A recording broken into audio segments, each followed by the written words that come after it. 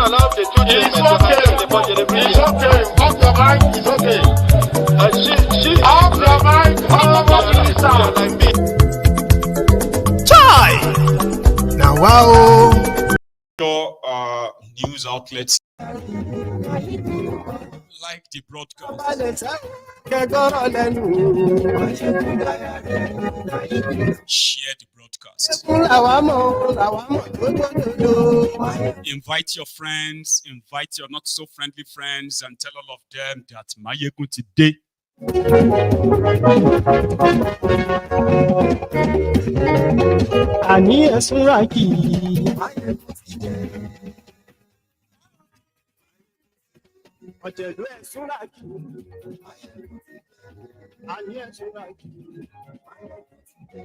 Lórí Facebook,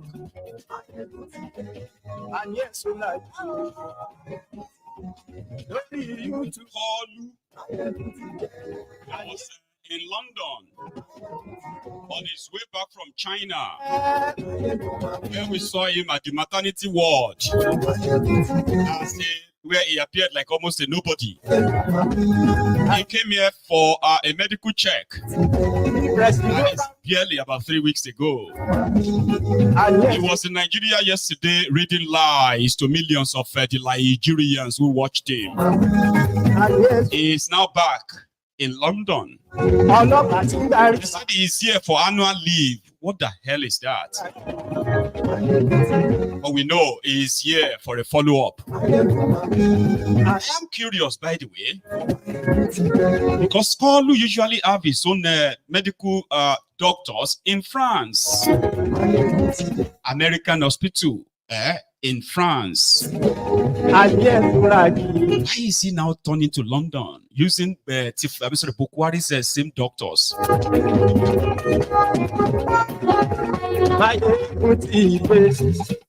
Today. So thank you so much for joining me again from wherever you are joining us at this moment. So good morning to you once again. Good afternoon to you. And good evening to you.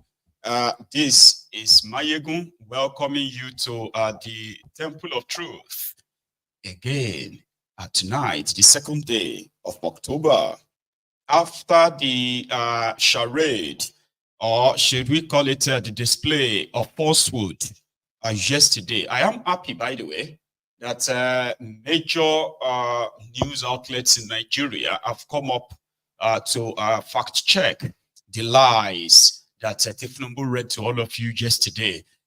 Indeed, just to kind of back all we said or all we exposed on this platform before the network did us that shege. So please let me know if this audio is perfect, if the picture is perfect. Before we continue, I'll get too deep into this conversation because I've got a lot of gist for you. From yesterday's unfinished business to today's updates, and I call it updates. So from what we have gathered, Kalu left Nigeria today for London, and his media aide said he's coming here for his annual leave, something that is pretty much like the cover word for coming here for medical checkup. Right? Perfect. Thank you. So it's not as if to say you should be so wowed or by any means kind of like a shock that Tinubu is coming here for medical treatment. Nigerian president, starting from Bukwari, they've always been coming here for their medical check, even though they spend over, for Tinubu, they have spent over 21 billion naira on As Old Rock clinic that we never used, or none of the member of his family will ever use, right? They always come here still to spend your scarce naira, or should we say your scarce forex on medical tourism in the UK, and one of areas where UK makes their money, from these incompetent, corrupt African leaders that come here for medical check, even though they will lie to their people. They come here to have access to what their people in that contraption, the shithole, can only dream of. Even those ones that pretend to be rich are from that contraption as well. The medical treatment or medical access to health care that they can only dream of. You get that now? Is what most of them come here to, to enjoy. And unfortunately, the people that they will leave or the people they left in that contraption, that shit hole, right? They will continue to pray for them to kind of save journey, get well soon. God will stay with you, and God will help us shame your enemies in case if your enemies are talking like, So they pray for them to come here to spend their money. By the way, one thing is this. Kolu was here about 3 weeks ago, okay? And he's back. Now, this time around, they are pretty much like straightforward about it. I'm sorry, they are like, kind of open about it by telling you that he's coming to the UK and he's going to be here for 2 weeks. 2 solid weeks. Doing what? Because he's been working so hard. In fact, one of them even said, Tinubu stood for 20 minutes in his pre-recorded cut and joined, copy and paste broadcast of lies yesterday. That enough is, that should be enough for him to go get some rest for 2 weeks. So he's here, and he did not hand over power to his deputy, which simply means even though he's supposed to be on medical leave, annual leave, right? He is still running Nigeria against what your law says, by the way. But even though we know that the contraption is a lawless place, right? But Kolu is here, and some people said we in the UK should send him back. That's not how it works, okay? You have tolerated their nonsense and their madness, and you are pretty much more than us in the UK. But yeah, we will probably get involved the moment he's here, more than that 2 weeks. So he did hand over to his deputy, the shitty man, as it should be. When you go on break, that means you are no longer working. You're not supposed to be working, okay? But that is not the case. And I bet that it is because they do not want to take any chances. Yeah. However, this is Bokuwari Pro Max replaying itself. And however, those of you who are in that same contraption like Nigeria praying for them, indeed, you probably would have to do this for the next another 6 years, 6.5 years, by the way. But just before we get deeper and deeper into this chart this evening, I have a bit of an advice for some of you, because I've been seeing some pattern on social media in the last 2 days, right? Where despite the ruination, the destruction, economic damnation that these people have foisted on you in that contraption, you have seen some people who pretended to be educated coming up to say, but what would Atiku have done differently? What would Peter Obi have done differently? Some are even saying that, well, Peter Obi did not convince them enough. And that is why they went for Tinubu. See, stop trying to defend what Atiku could have done, or what Peter Obi could have done, or what other aspirants could have done. Stop. Just stop. You see, these lunatics, there is nothing, all right? There is nothing you can say or do that will actually make them change from the position they took last year. You are wasting your energy. You are wasting your time trying to kind of see that you want to have an argument with them. These people will do it again and again.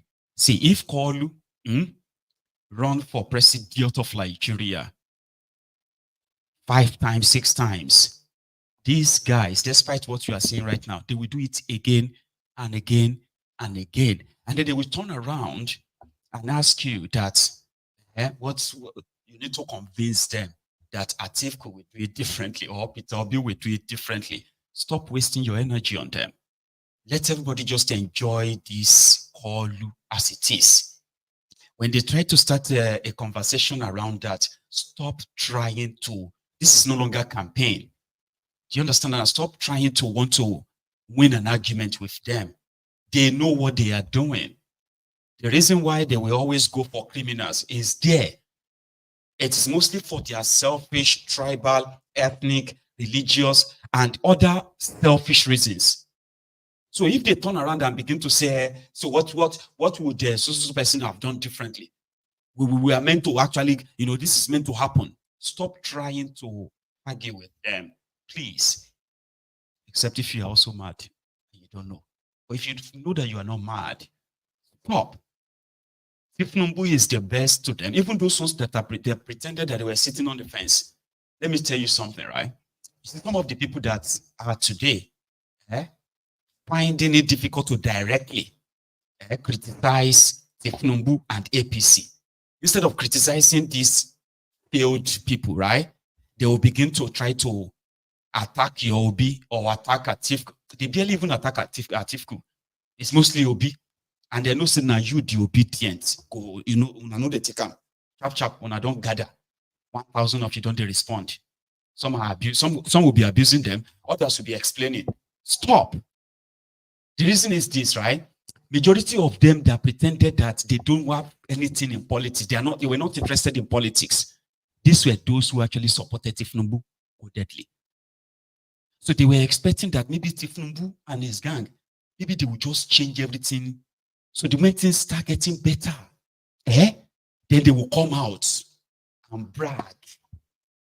All right?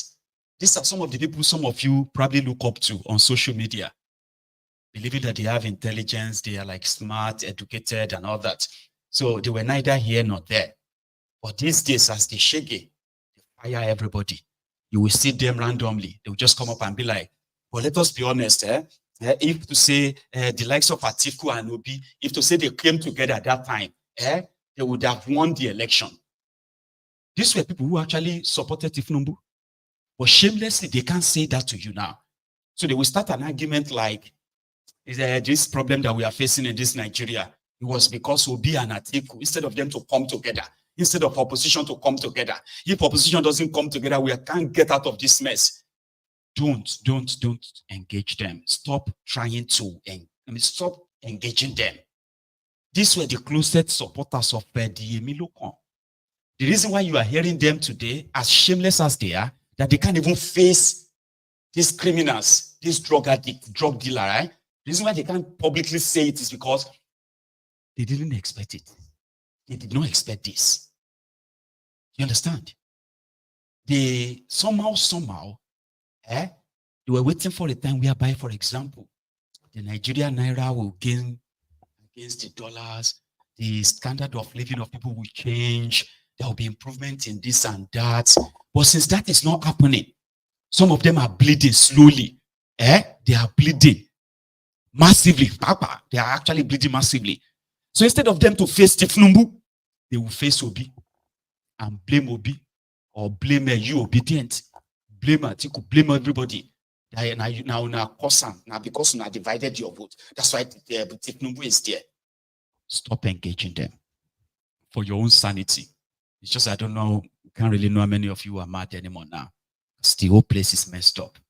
I just thought I should start with that. They will do it again and again and again, like this man. Your views on the performance so far of the APC at the center? Okay, let me start by saying, Oh, really? I'm talking about the welfare of the people. What are your views? I am not too happy. That's Okay. my view. Yeah, and why are you not too happy?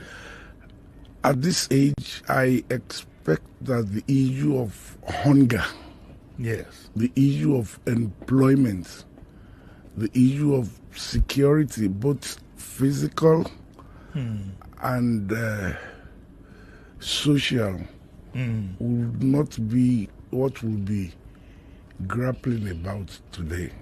Unfortunately, that is our situation. You contributed to the leadership that we have. Do you have any regrets? Do I have any regrets? Yes. Do I also have fear? Yes. Okay, so let me ask you, if you wanted to do it all over again, Yeah. would you have aided in the coming on this government at the municipal, subnational, and what else? If I need to do it again, I will do it again. The same way. Yeah. And the reason for that is people get the type of government they desire. When people take 10,000 for 4 years, who do you blame? The giver or the taker? Who do you blame? If the taker is so senseless and so cheap to sell his franchise, his franchise at 10,000 for 4 years, 10,000 divided by 365 times 400 naira. But what about the man who offers? I have said something here in this studio some time ago. Yes. That until Nigerians do a reverse thinking to say that I will not give my franchise to somebody looking for job. Yeah, we elect people that are looking for job, not people that are ready to serve. Your views on the Nuisance, Lele. You get that? So, do not get deceived or be deceived if anyone just starts any random arguments that they are now paying more for darkness, that they are paying more for a liter of petrol, that they are paying more for food, paying more to actually even like breathe. And they are blaming no other person. They are not blaming the people responsible. They are blaming you or blaming people that collected money to vote. But they won't blame the criminals that offered the money. The criminals, right? That rigged the election. No. The criminals that are in power. They're supposed to make it better, right? Don't engage them. That is why when they come on to MaiyegunsDiary Politico, and they try to want to be clever by asking me to give them the way forward. What is the way forward, Maiyegun? All this talk. They just give us solution. I don't have solution for such people than to ask them to get lost. And if they won't get lost, I shake with money. Like whatever kind of a way or causes that comes to my mouth, I issue that out straight up. The reason is because these were the normal closet supporters of APC, and they will do it again and again and again. I personally, I have terminated relationship of years, so to say, with more than 5 people. They were supposed to be closer to me. I cut them off. And I've told them, Laila, year in your life, don't ever in your life message me again. You know why? It is because these were people that no matter what they seem to be going through, they will always be on the side of APC. They will even tell you that it is not the fault of those who told you it's not the fault of Bokwari. Now, some people that Bokwari appointed, they were the ones that are trying to spoil his name until that one destroyed Nigeria to what it was. The same set of people are saying it again. That Tinubu, it must be the people around him. It's the fault of Bajabi Amole. Or it is the fault of the National Assembly. In fact, some of these state governors are not doing anything. Even look at the local government, they will be there. Right? To exonerate Tinubu and this gang. Don't engage them. Please. For your own sake. I know some of you can't really let go. Yeah, I know. But maybe after listening to me, maybe, just maybe, I can reduce your engagement with them. If you have any member of your family I've said this many times on this platform. If you have any member of your family, these are supposed to be people closer to you, or you have friends that you're having a conversation and boom, you're talking about these failed criminals. And they are there trying to tell you that no, it's not like that. You see, sometimes in this Nigeria, we are the problems. The people themselves are the problem. Our people are just too greedy. Our people are just selfish. Some of us are getting. These are typical APC. Detach yourself from them. They will destroy you. If any of them is one of those, probably you think, you probably go to for anything. Stop going to them for anything anymore. Because last, they want you to remain that way or possibly get destroyed that way. Or they will destroy you. And this is how it works. Tinubu and his gang, APC, generally, and their policies, they will impoverish you. They will destroy your jobs. They will destroy your business. They will destroy your family. And if you have any member of your family or friends that is excusing for them, run from them for your own sake. I thought I should start it. That's why you will see that this broadcast description, I typed that in capital letter, just to kind of make sure that you see it before we get into the conversation tonight. As usual, Nigerian Naira has crashed further after yesterday. So now it is hovering around 1,750 Naira to $1, 2,300 Naira to £1. Euro is almost 2,000 Naira to €1.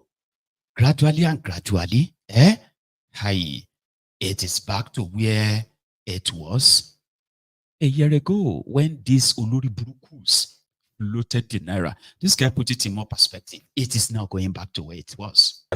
There's nothing that can happen. Yes. Quote me anywhere. Think about it. In 1970, the year I was born, it was 1 Naira to $1. This year now is $1 to 1,600. There was never a time in that 45 years till date, 46 years, whatever, that the dollar crashed and went back to what it was and stayed there. That's never happened. Think about it. And for every time it changes, all the conversations you'll be hearing now, no, you go better. It's getting worse, bro. What are the policies? What have they done? Instead, they've increased the amount to do passport photography. So the passport photograph, 100-page now is not 100,000 naira. Are you kidding me? 100K. They just increased it. Because they know that because the people they jackman. I think, our government people, I know what they think. I suspect, say, they plan this thing. I suspect, because think about it, they're going to make the Nigerian population suffer. So when everybody can suffer, they will now want to jackman. They will now increase the price of passport to 100 naira. So that way they will now make money. This guy's bad. So all these things where you do something to increase the passport. No, but I still haven't given up hope.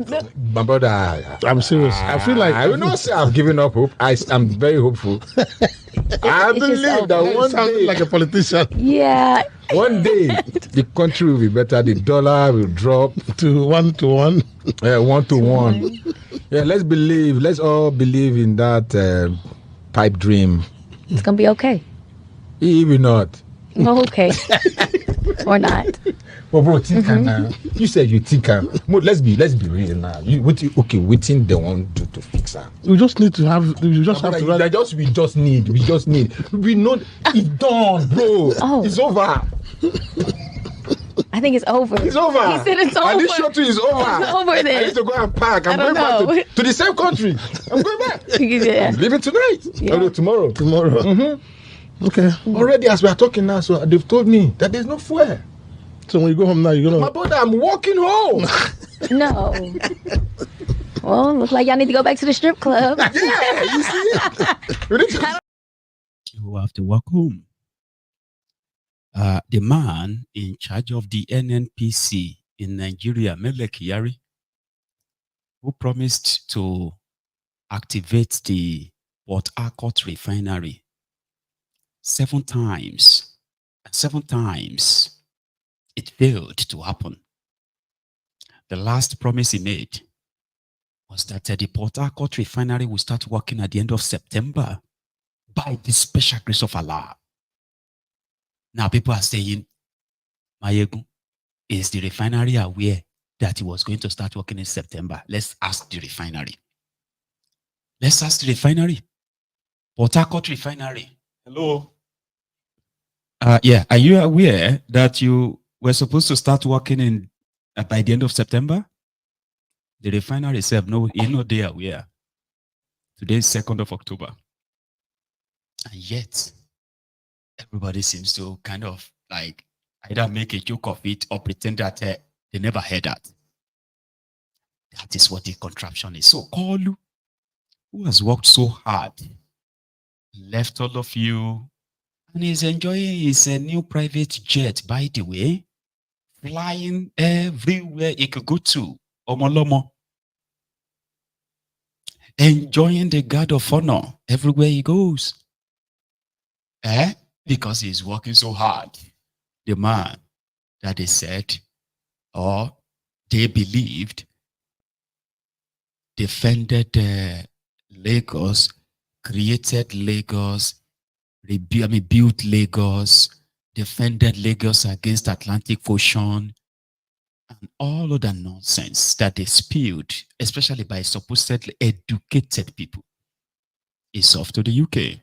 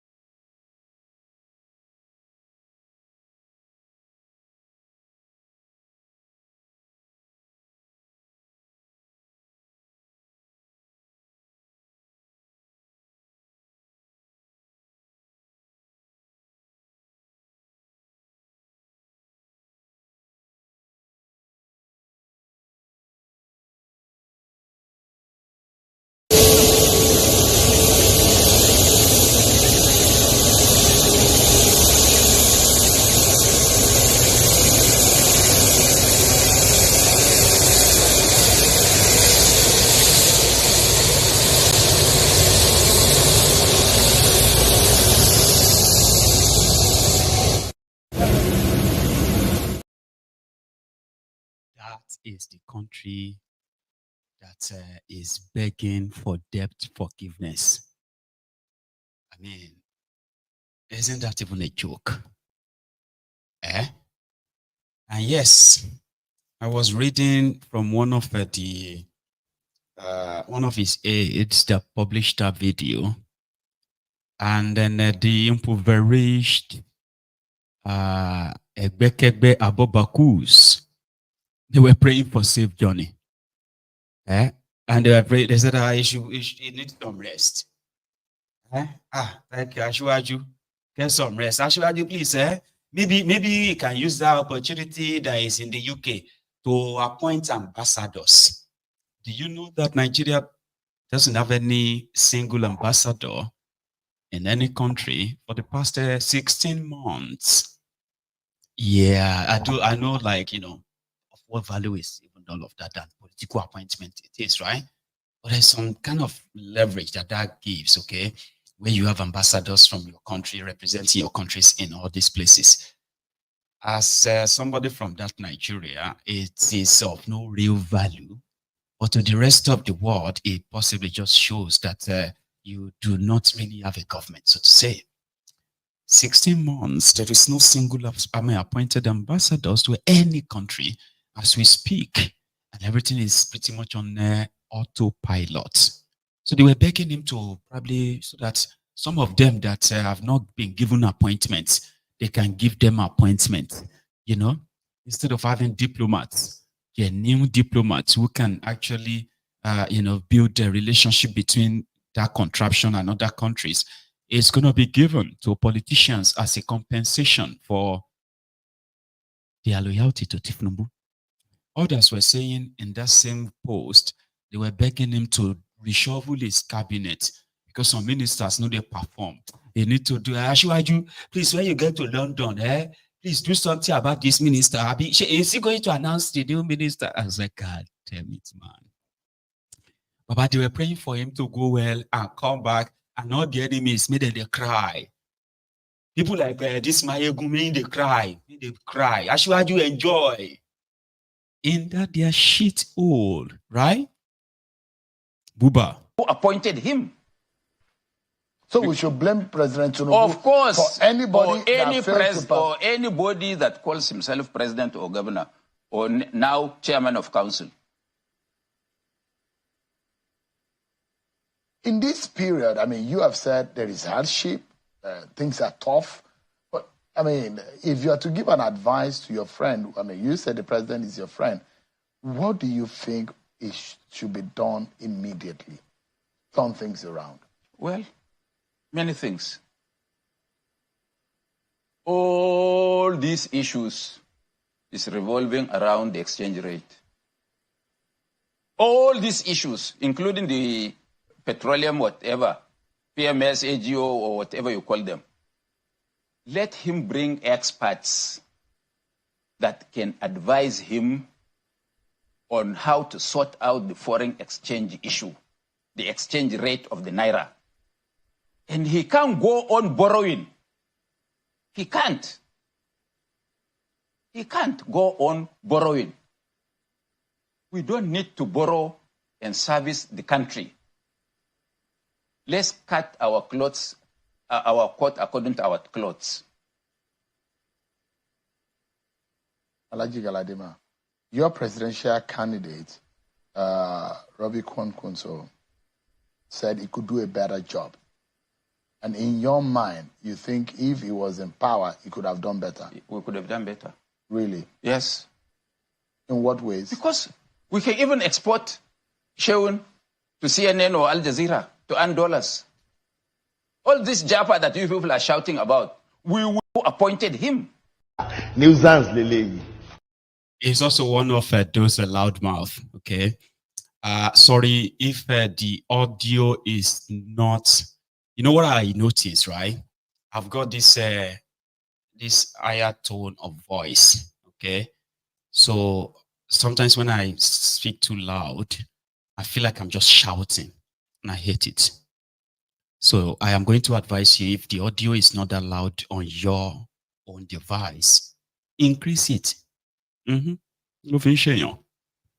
Right?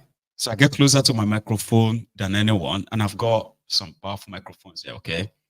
So if it is not that loud, please increase it on at your own end there. Yeah, increase it there. Because most times when I listen to myself, I'm like, oh, look at me. It seems I'm just shouting. I hate that. Right.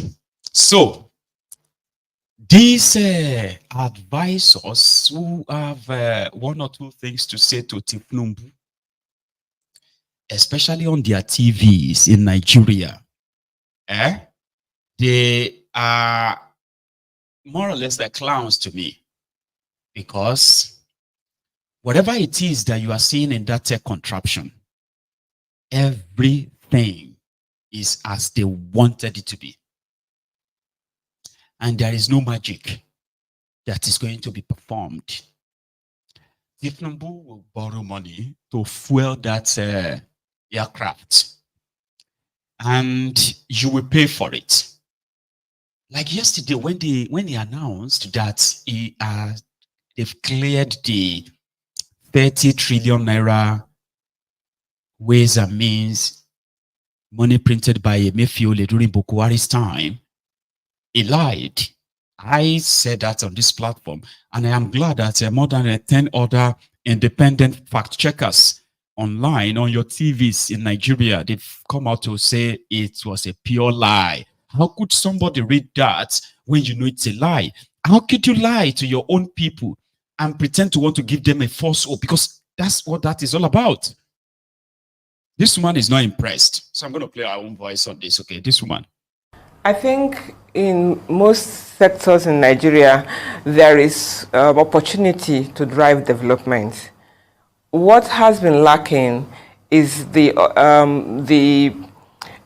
ease of doing that. So you have a lot of businesses, you have a lot of entrepreneurs who want to go into business, even the young ones like we talked about just now, they want to go into business, start their own business, employ people, and do so much more in the different sectors. But they are hampered. They're hampered by several things. They're hampered by regulation and the fact that regulation stifles rather than promotes. They are hard hit by the inflation. They're hard hit by inability to access finance and the fact that interest rate is so high. They are hard hit by just the basic difficulty in living, and so it just then makes it challenging to operate. There are opportunities. I think Nigeria is filled with opportunities. We are rich with opportunities in the different sectors. In mining, there are opportunities. In agriculture, there are opportunities. But, the private sector isn't allowed to move. And so you have situations where companies are leaving Nigeria and they're increasing the rate of unemployment because every factory that shuts down, you kind of shove like 50,000 people into the employment market. So that's what the challenge is. There are opportunities, but how do we harness those opportunities? How do we, how does the government create an enabling environment for businesses to thrive? I was listening to the president's speech today, and he talked about how he wants to harness the youth, the energy of the youth, how he wants to bring them together, and how he wants to create jobs. Bringing youth together to talk is great, but then after the talk, then what next? So if you have a conference, after the conference, what next? Have you created an enabling environment for them to thrive? The environment is still rife with corruption, and when you have corruption, that means people don't get the right opportunities or the right access to the right avenues that they need to succeed. So these are the things that, Malam Galadima talked about, that leadership is a problem. Leadership, everything falls and rises on the back of leadership, and we need to get leadership right. Today, with the hard economic conditions, we want to see, and the president did say, we should be patient and watch and wait for the reforms to kick in and begin to give us some positive vibes, as it were. But I think about it, and the private sector is bleeding. The youths are struggling, but the political circles are living big. We see them all the time. We see them on social media. We see them in the media. They don't seem bothered. They don't seem affected by the hardship that Nigerians are facing. And that is a real problem, where you have the political sects being richer than the private sector, who are in the production area. That's a problem. We need to support production. We need to power production as much as possible. It is true. The richest people in Nigeria right now are the politicians. There is nowhere in the world that is obtainable. Nowhere. Except in Nigeria. I don't know about African countries though. You can't have richest politicians and then almost a non-existing private manufacturing sector. How can the politicians be richer if they are not stealing? So the money that's meant to actually be in the hands of people who are creating wealth, creating jobs, is kind of being siphoned by political class. They are buying themselves latest automobiles, private jets, building themselves this mansion, that mansion. They are organizing different parties abroad. It's not obtainable anywhere else. It is really, really ridiculous. It is the reality of that contraption.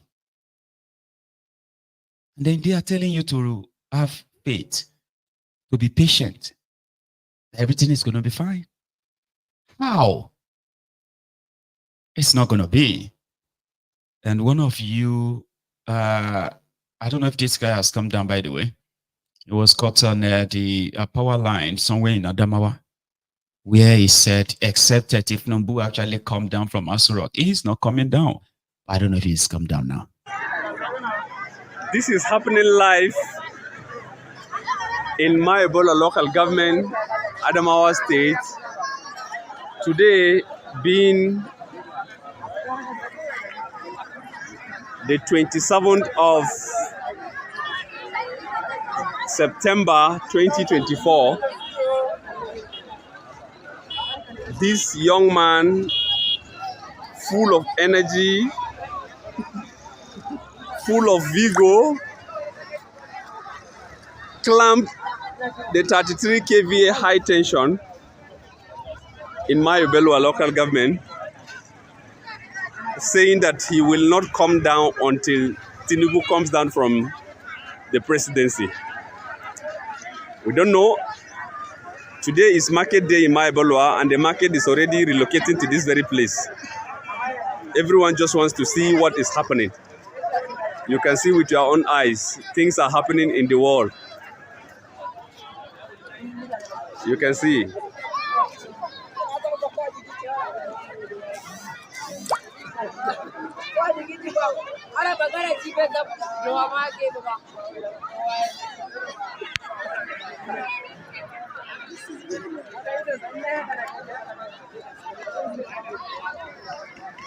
It's just right.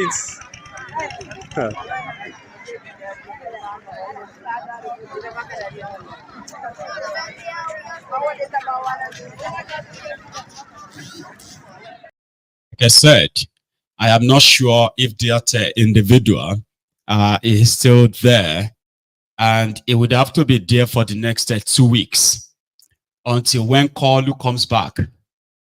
Anthony, I get you, Baba. I get you. And I still kind of say, increase the volume of your device. All right? Or maybe you come out of the broadcast and then go back in again, okay? I will be screaming. And that would not really be, good. Okay? So I've done a bit of increase in the volume as well. And I hope it gets better for you. Okay? So let me know if it does. And then if it doesn't, I probably will try and see if I can increase somewhere else again and see how that goes. Okay? Yeah. In that place where people are, somebody said it's actually a case of a mental health problem. I agree. You don't go on and say, I will kill myself if you don't resign. Nobody does that. Not in that contraption. Nobody's going to resign. You're just going to die for nothing. And that's why I advise people that want to probably unalive themselves as a means of protest against bad governance or hardship in that contraption. How about you don't do it alone? Just walk into any government house or any government building, or even try and go to the house Old Rock or wherever you sit, if Nubu and Ganga and Olam. So that even if they go on unalive you, right? The world will see it. You probably will just go as a hero. Then for you to say you climb this or climb that, Baba, now mental health problem, see a doctor. And anybody who is watching this broadcast that thinks that's a means of a protest, no, not to these criminals. They don't give a damn about you. No, you are probably just a number to them. You are just a number. They don't care about you that much. Just like these guys who are also calling on Oba Donkey in Uromi area of Edo State. This one a road for Edo. The situation. Since yesterday, I'm going to deal with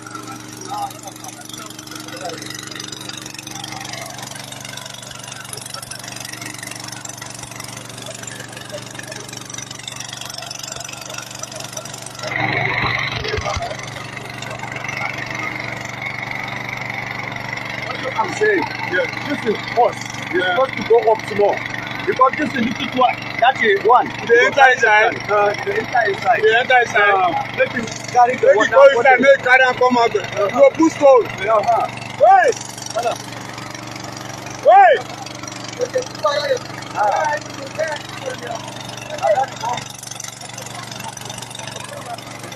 The situation. That is not a stream. That is a road that became stream. That they have to bring a pumping machine to pump the water out. And then you see how some people who are like, even though we saw that they were like cheated in their last election, by the way, right? But you see how people who are out there screaming that PDP should continue in Edo State because they won't take it.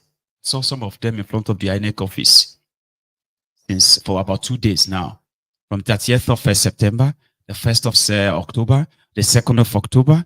They are in front of the INEC. I don't even know why or what they expect to happen. They have announced somebody as a winner, and you are camping in front of the people that rigged you to do what? To change it. Have you ever seen anything like that before?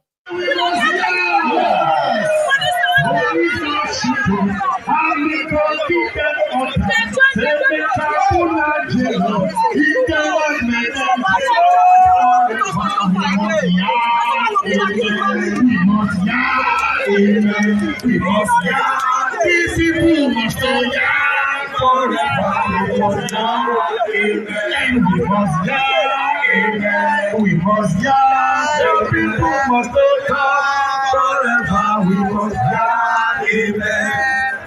Hey, Yawagote. Hey, Yawagote. If I like no quench, Yawagote. If I like no fire, Yawagote. I say, what do we do then? We don't do that. What do we do you? We don't do you right. What do we do you? We don't do you right. What do we do you? We don't do you right. After this election, gentlemen, no do. This election, gentlemen, no do. After this election, gentlemen, no do. After this election, gentlemen, no do. If you want to kill me like that. I will never follow you to that station. If you want to kill me like that. I will never follow you to that station. I am a lele, I am a lele, I am a lele, I am a lele, I am a lele, I am a lele, I am a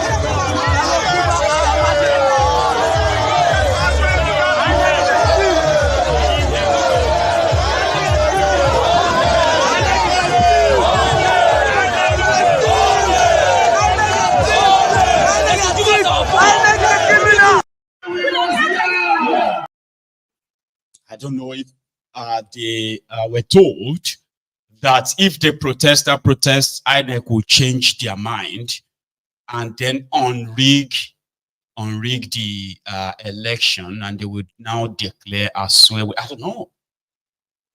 But if you look at what this criminal group of people, PDP, APC, have actually done to people, you would think that there should never be anybody, anyone whatsoever, standing anywhere, right, in solidarity with either PDP or APC anywhere. But you will be wrong, very wrong. That's the situation. And similarly, right, remember the Hell Rufaya of Kaduna, the Kaduna little finger, the man that was so evil that he downplayed the massacre that was going on in southern Kaduna at the time. He said the killings in southern Kaduna by the Fulani terrorists was a figment of imagination of people. That people who are actually amplifying the killings in southern Kaduna, they are not from Kaduna. And for those who are showing the videos of the destructions and the killings in southern Kaduna, who are from Kaduna, they were doing so for political reasons. A man that dared the people of southern Kaduna, because they are majorly Christians, that he will fly a Muslim ticket, and there's nothing they can do about it. And indeed, he did fly that. He had his Muslim ticket, where the people of Southern Kaduna's vote was pretty much like nothing to him. He was this little finger. It was this little Hitler that when their Charade election came, APC, Ebekebe was defeated in Kaduna. But guess what he did? When it came to the governorship election, he did all he could to rig his own supporters to GN, to replace him and cover his ass. And that one came in Ibasani. Realized the rot that this man left for whoever was going to take over, and for him that eventually took over. Kaduna was bankrupt. But he was able to cover the book, cover it enough, especially for the last 1 year of his time as the governor of Kaduna. The fake projects that he was doing mostly in northern part of Kaduna, northern, they say northern senatorial district of Kaduna. Why the southern Kaduna was left to rot away in some areas where he was able to, where the Fulani terrorists were able to carry out their massacre, their genocide, chased away the people from their communities. Some of these communities were renamed. And the Fulanis were settled there. I mean, the first place in Nigeria where terrorists committed a genocide. And they stayed back. They stayed back at the, the venue of crime. It was all like gazetted, legalized by the little finger. So just a few months after he left power, his successor, Ubasani, they ran into trouble water. They became sworn enemies. It all started as if it was a joke. When they said that Little Finger wanted to give, or he wanted more than 60% of the political appointment in the state to go to his own choosing people. And Ubasani was like, listen, you've ruined this state, man. If I knew this is how bad it is, I would never vie to be a governor. I've stayed in the Senate. JJ. Kaduna was servicing debt with over 4 billion naira every month, which means before any allocation is allocated to Kaduna, they will remove 4.5 billion naira from the allocation. The rest will be given to them. Similar way or same way, Aregbe Mugbana Baba Kabiru of Oshun. The same way he left a bankrupted Oshun to the what's that guy's name again? Tinubu's cousin, Oletola of Oshogbo. That took over from Aregbe Mugbana Baba Kabiru, Aruwo Mugbana Baba Kabiru. He ended up having to inherit a state where half salary was actually celebrated, right? The bankrupted state, where at a point, Osun State was collecting 350 naira allocation. When other states are collecting 3 billion, 2 billion, Osun, they collect 350 naira, 450 naira, 600 naira allocation from Abuja. Because after they deduct all of the deductibles, now just less than 1,000 naira shaluku. No joke. Don't think I'm exaggerating. It happened. And the guy couldn't scream because the person that rigged him in, that rigged Ade Jackson, Governor Ajok Babotu, that rigged him out for Oletola, was Aruwo Mugbana Baba Kabiru. Now, Onigbana Baba Kabiru then became a minister under Bukwari. So therefore, Oletola just had to make it like, internal pain. He couldn't complain. Unfortunately for El Rufaya, Kaduna Little Finger, Tinubu played a smart one on him. He didn't become a minister. Ubasani just went on straight to expose him that 420 billion naira was stolen from Kaduna.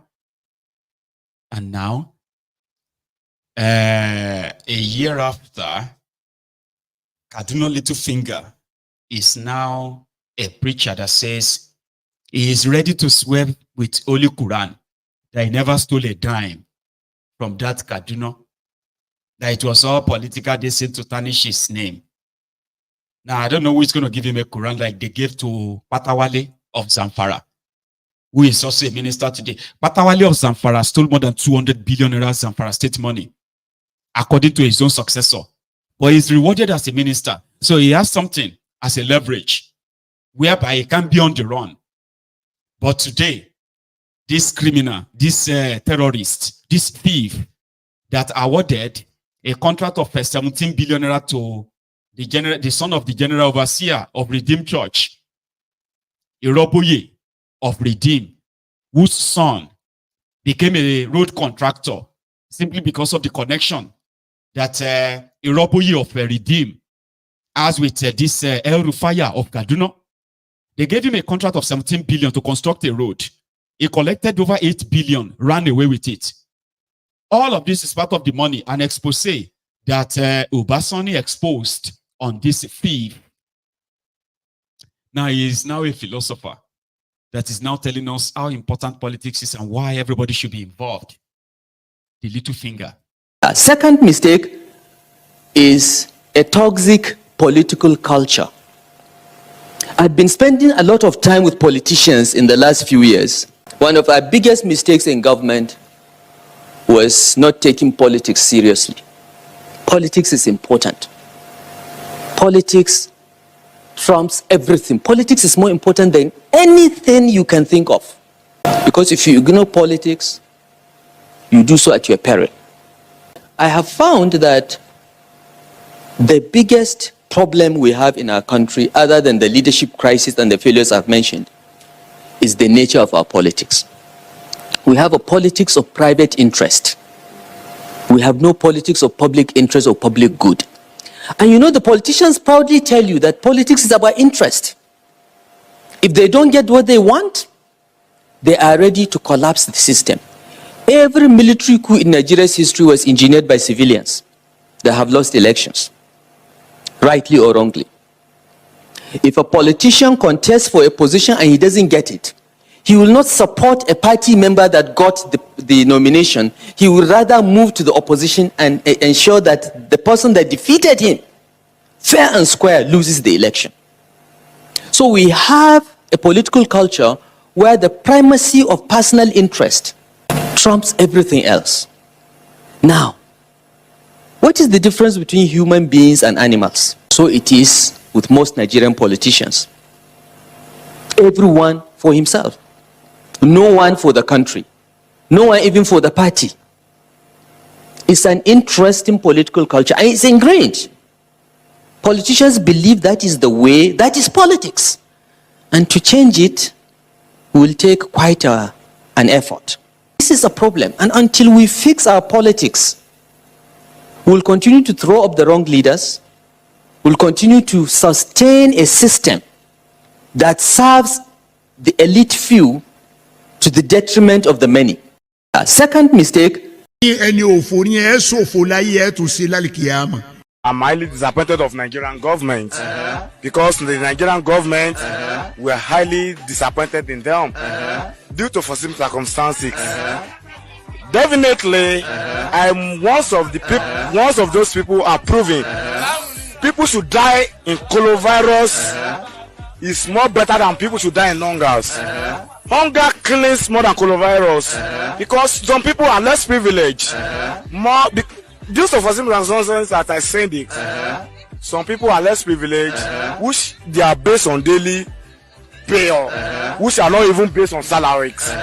But our government thinks that the knockdown is the best solution to coronavirus, and proving it to an extent and to the levels of alacrity that if someone die in coronavirus, it's more efficient to die in hunger, because some people will be at indoor. There's no way to. Professor Akwefumi, still talking about Kaduna. The Yoruba community in Jachi area of Zaria, I'll get the full name by the way. See, they came under attack yesterday that I actually wanted to talk about, but because our network was acting up, so we couldn't really get that out yesterday. But I am going to say it today.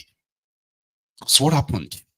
They said that an Hausa boy stole from a Yoruba man, and maybe somebody now shouted, "Ole, ole, barao, barao, barao, barao." No, ole, ole, ole, ole, ole, ole, because that's supposed to be a Yoruba community. So they grabbed the boy. maybe the boy never chop. He not too strong for the beating we they give him. No, the thief like that. Stop stealing. That's Barao Bansa, Shege Barao Bansa, Bansa you and Bansa you there. Before you know it, the boy died. And before you know it as well, what followed it is an arson. Where properties. There is no reported loss of lives, but specifically, when the Hausas returned, how dare you beat a thief to death, Hausa thief, in his own land? How can you even call him a thief? What did he steal? Is what he stole kind of like more valuable than his life? I kind of agree, though, that nobody should be beaten to death for stealing anything at all in that contraption. I mean, those that deserve to be beaten to death are your criminal politicians that are stealing the future of millions of people, including that Hausa boy. But the arson that followed, and the Yorubas that have to run for their lives. So this happened. I don't know if you have seen it.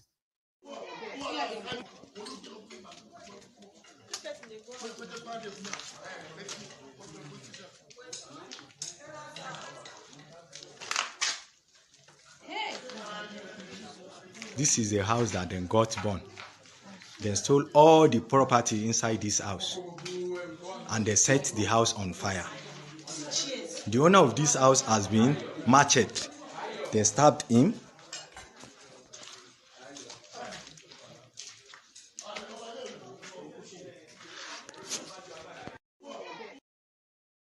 But to my own surprise, the Yoruba Ponus, the Ronukus, the Ronu Nazis, the bad stats, bad idiots, they have been avoiding that news. Like say, na leprosy. And somebody said, well, because it didn't happen in Igbo land. They would have started calling people to start burning Igbo shops, Igbo businesses in Lagos and Yoruba land. The Igbos must leave Yoruba land. I said, but listen, usually you would think these guys actually love Yoruba, and anything that has to do with Yoruba will make them kind of trigger them. How come this didn't trigger them? And I said, well, maybe I should amplify. I'm not asking you to go and attack any business or whatever. I'm just saying that you should, as a Yoruba person, rise and condemn something like this, the same way you have been cooking up different kind of bigotry that is mostly because of political bigotry that is laced around defending one man, the druggie, the drug dealer, that you call your fellow Yoruba Omo Ale for. And those who are non-Yorubas, you call them enemies of Yorubas because of Tinubu that doesn't give a damn about you. But when things happen to your people, when the Fulani came and killed 3 Yoruba Obas in just 5 days, 3 Yoruba Obas, they were not really triggered. When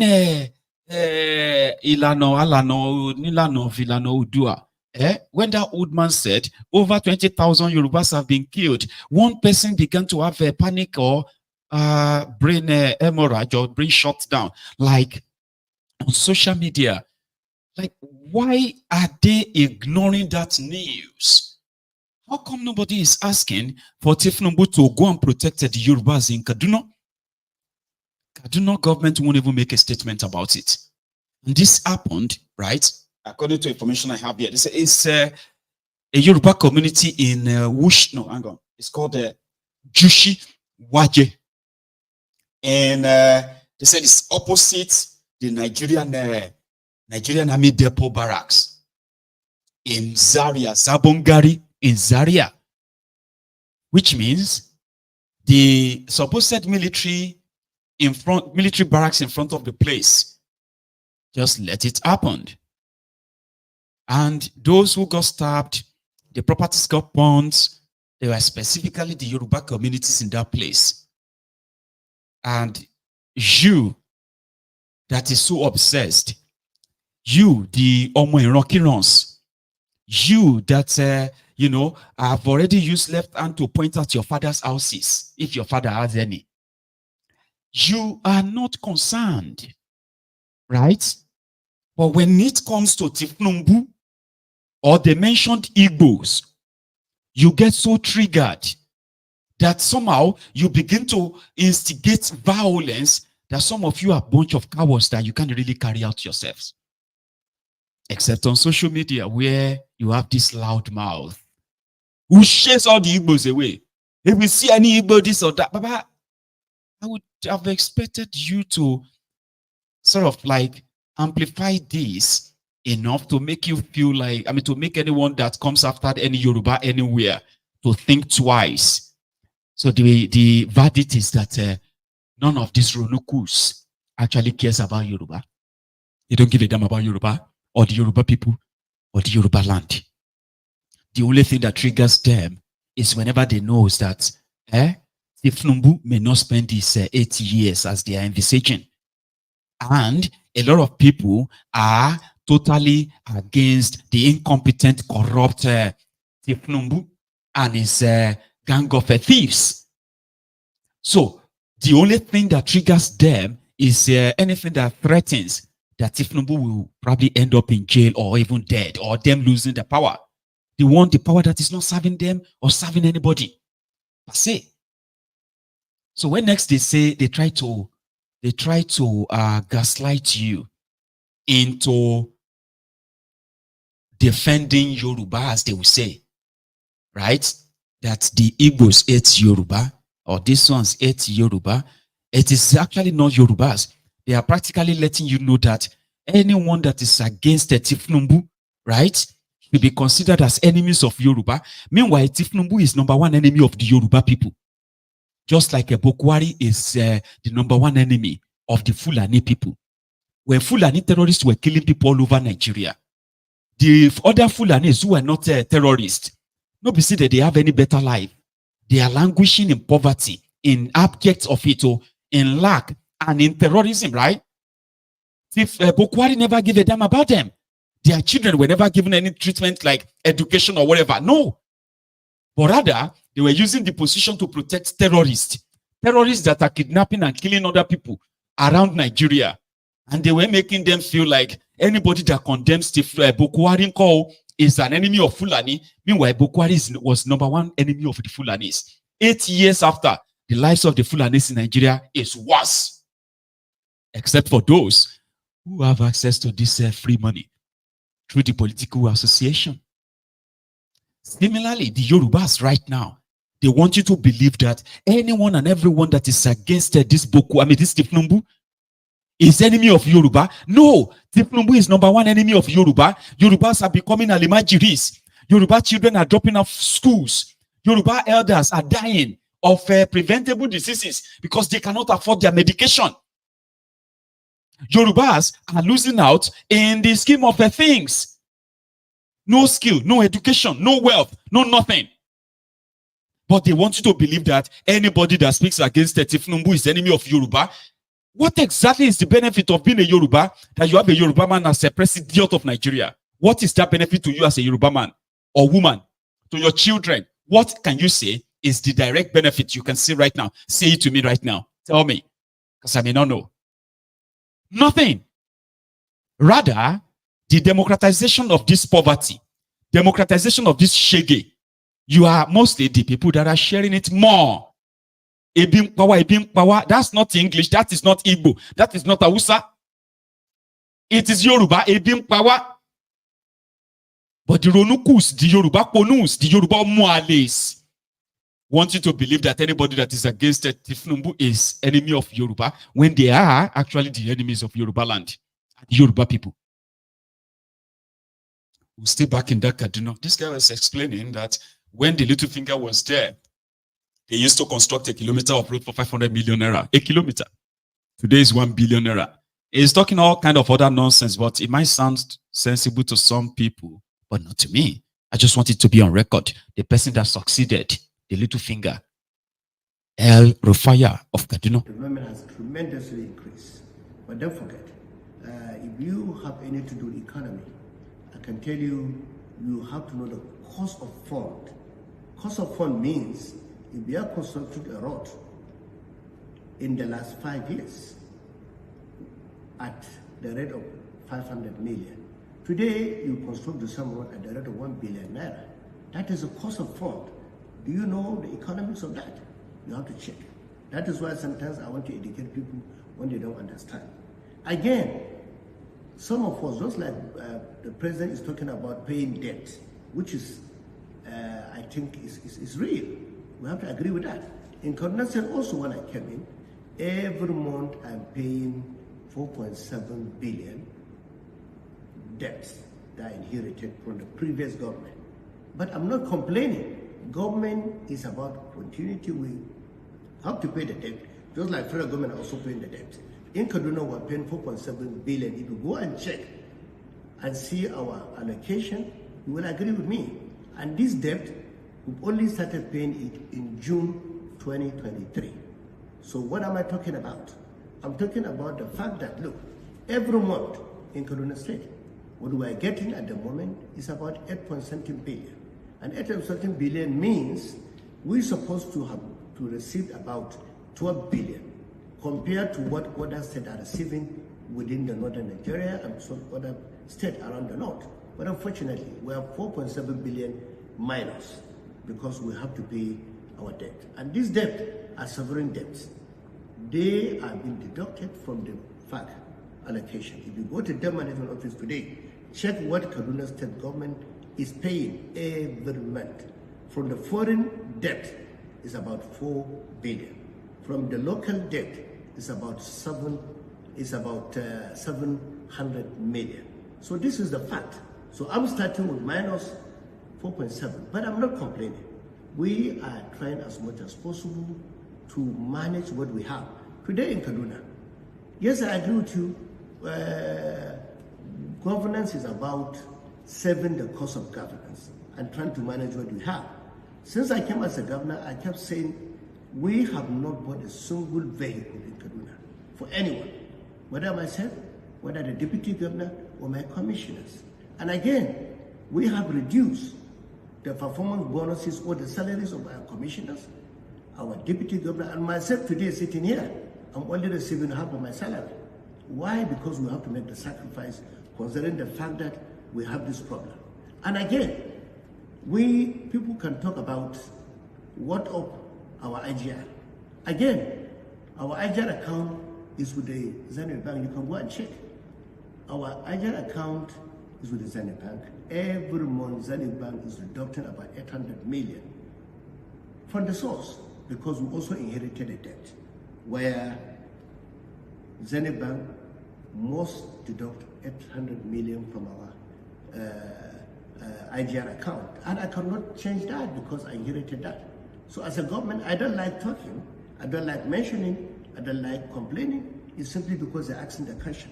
If you don't ask this question, I will not tell anyone because as a governor, I have a responsibility to use the resources we have to move the step forward. The government has want to keep the people hungry and angry.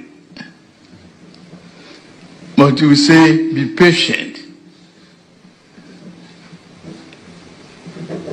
There is no free beer parlor anymore. He doesn't want to complain, but because you asked, that's why we have to tell you. Our IGR, they have to deduct 800 million.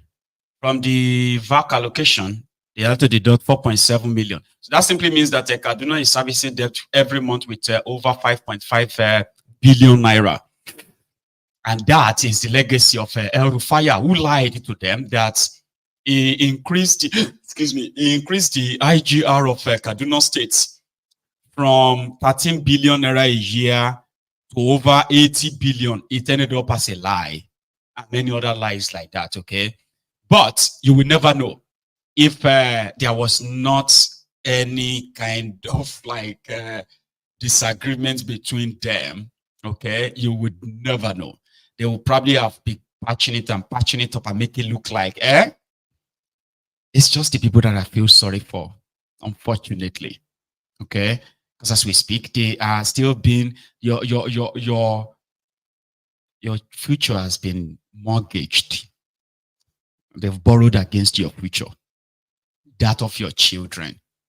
Just like the lie that Kolu told you that he's paid off the 30 trillion naira debt, money printed by the central bank when what they actually did was to sign a moratorium that converted it into a bond and a debt that will be paid in the course of the next 40 years. In the next 40 years, Tinubu will be dead. Bokwari will be dead. Me, I will be like over 80 years old. But I will be over 80 in 40 years' time. Kofo, my daughter, will be somewhere around 50. Kofo will be around 50 or more, about 54 years old. Kofo could not become like grandma. And you, how old are you going to be in the next 40 years? People like Olowo go don't die. Princess go don't be like, maybe she go don't be like nearly 90. Who else is here with us? Some of you watching me right now, una go down like gone.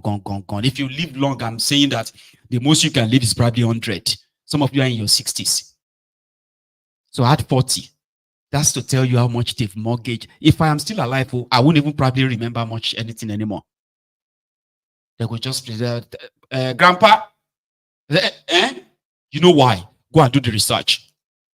They said that those of us who actually have a high IQ, intelligent quotient, right?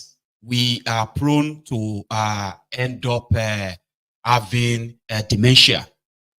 Yeah, when we turn to, let's say, 80, around 80, we go to miss things, because it's too much in that memory. It go don't clog together. So that's why I don't even I don't know if I should be praying to be 80. Talk less of all this 90 and all those people who won't live longer. They want to be 90, 100. Why? Why do you want to be 90, 100? So that you go to wear pampers like Tinubu or what? Or they go put you go there in front of your house. And if your children don't care, before you know, you don't walk out, enter the next street, enter the other street, enter Otisson on here, they will come, they say, hey, do you see this man? Do you please see this man? You want that for yourself, I'm not saying you shouldn't pray to get old, though. I'm just kind of trying to be realistic here. Well, of what essence? What can a purpose say? These guys are already mortgaged. They've mortgaged their future. Which means that some of your children that are going to be, they are not born yet. Some of these people, you have not even given birth to anyone yet. And in 40 years' time, these ones are going to be paying these debts if this contraption still exists. Some of you are in your 50s now. In 40 years' time, you don't turn 90. You feel don't go blind. You feel don't even know who enter house anymore. You are here now arguing with me, defending Tinubu on social media at the age of 45, at the age of 50.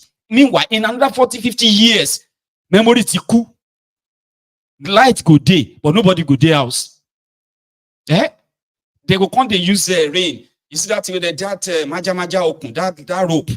They go, they use that and they hold you. They go get people say that they watch you. Please, you need to listen. We are paying you to watch daddy. We are paying you this amount of money to watch mommy.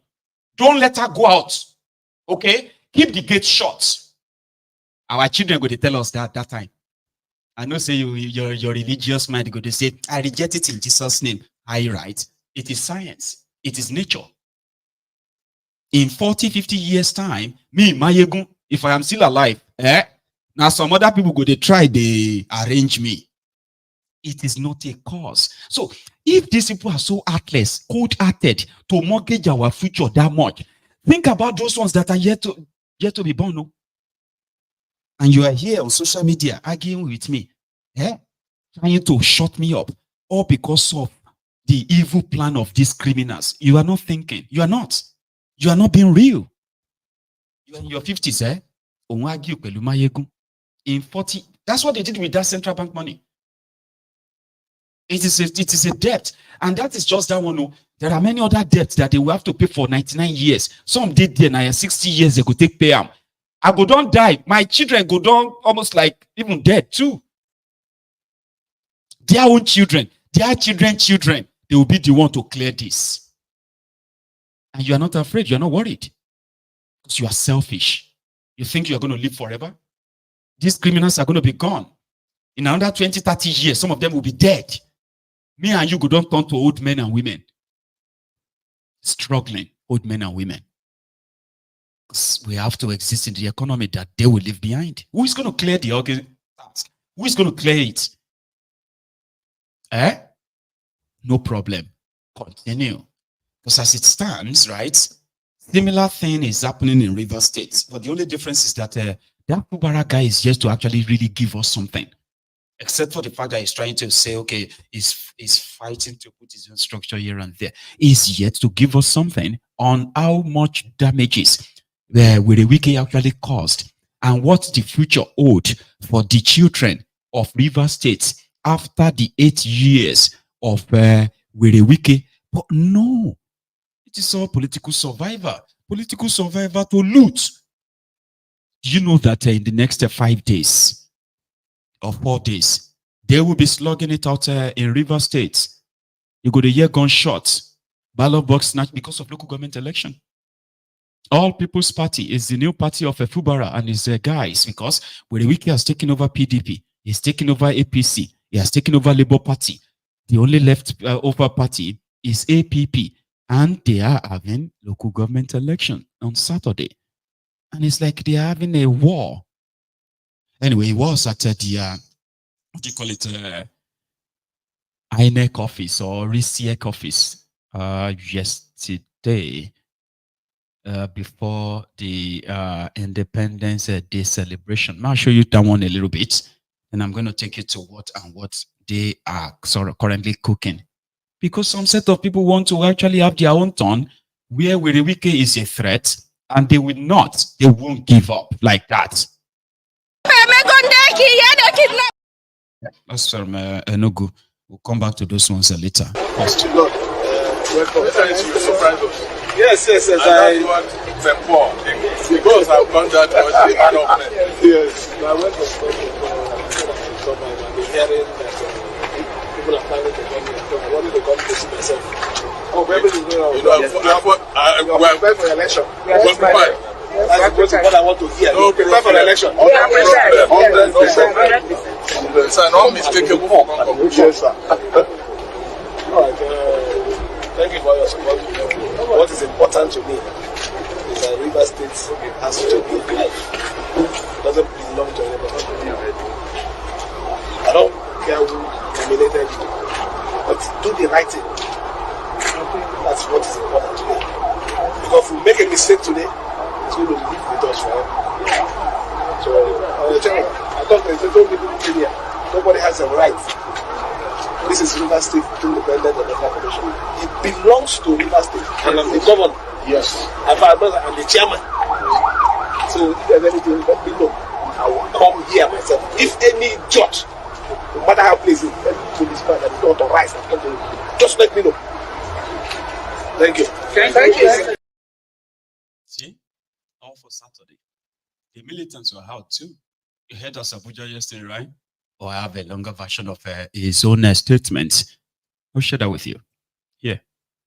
In one of their campaigns, getting ready for Saturday. General Abuja, when they declare wanted, so they support him. And I hear what in Dr. Mighty talk. Say, we care if we do you wrong. Sorry, we know they're perfect. Now you give us sin and no going back. The last bus stop is sin. That's why Duncan said, if we do you wrong, sorry. You don't go continue to control us. They press us like remote. We know they're perfect. Leave sin for us. Now maybe the Ikwere one. The Ogribo one of Niger Delta. I deal with sin 100%. No bribe, they shake out. No bribe. Bribe don't try come, but you know go feel shake out. Make I tell on one story. You know why they use pidgin? So even though who no break pencil, go hear me. Even though who no break biro, go do it, hear me. Make on see. He says sin, he go there 1 year, 2 years, 3 years, 4 years. The other one again will start another 5 years, 6 years, 7 years, 8 years. Unless Nasi say he no one go again. I happy say he say no get Martin go go. He like him, no like him, go there. Sin now our blood. Now we can carry sin give us. Because sin tell us say enough is what? Enough. How you gonna press me like remote ping-pong? Even girlfriend where you get if you control him like that. Wife where you get if you control him.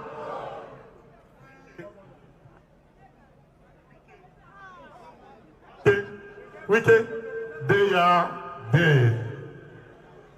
Make nobody do it, worry anybody. For me, Sim is the best governor. Not be to they cause trouble for River State. They work with some uniform people, they cause problem. They arrest innocent people, they frame them up. They declare me wanted, waiting I do. I tell the CP, tell them, show the thing what I do. Shall say the former chairman make them come out there. They never come out. Now their papa has. Now their mama has. She remain #1 citizen. If she tell us say make we do it, we follow do it. Si naga aiso anazo bobongo fubara naga aiso anazo bobongo na so it be. You go follow the man with the Abuja. It's a bit something at all. You won't hustle, you go hustle for Abuja. Make all of us hustle with who? Same fubara. Now be the #1 citizen. They don't try to draw rain. We don't go rain go soak all of us here. They don't try to bring rain down. See, so no, but rain they come. No be bad people. We love sin. We want sin. Nobody fit remove sin. Unless now God will remove them. No gossip. No betrayal. Go fit remove sin. I use this opportunity to beg everybody. Make an come, make we do it in follow sin. Make we walk with who? Sin. Sin a better man. Leave the gossip. Forget say in they share money like the former person. You know the former person wicked they share like say Nakara. And my mind, so if he say better, what will it profit a man to gain the whole world and do what? See the hotel, see house, see plaza, see this one, see that one, see that one. How manage, waiting happen. All this money, our money. Now I make them not like me say I too they talk. And they talk waiting I see. A man carry River State money, billion, trillion, they do like say €9. Money with me and none of us get up.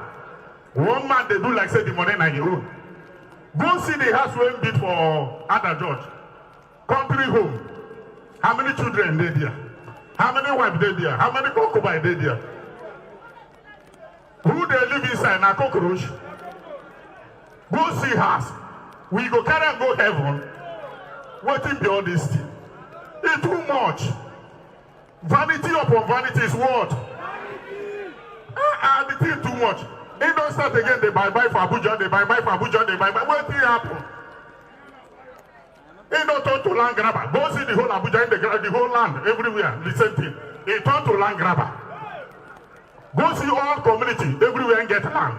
Where would they carry this thing go? I beg, you see this is what they talk. They're gonna post and record me. We get too they selfish. He too greedy. He too stingy. Now himself ain't know. He want to make all of us lead and they make and bow down. And it's not possible. If you die today, you go die tomorrow. Since when they kill our youth, they jail them, they prison them, they kill them, they frame them up, they set them up. Waiting happen. He never do. Go see our children, our boys, all full prison here. They don't do anything. If you don't agree, they set you up. You don't want to work with them, they frame you up. I use this opportunity to tell all diverse people, indigenous and non-indigenous, make we come together to work with sin, Fubara. Make we come together to follow sin. Sin a good man. Thank you so much. And in the pay now.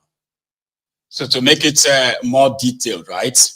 So when he met with the supposed INEC, River State NEC or REC, whatever, he had this to say, an AIT report, Mashera. Then I'm going to take you to Abuja, where indeed, with a wiki, was having a spat with a road contractor. He ordered the arrest of one because that one was demanding for his pay. And with the wiki was said to have told him that even if I haven't paid you, how dare you go on social media to go and write it on social media? Arrest him. But wait first. This one, AIT report from Rivers. Oh, towards this Saturday.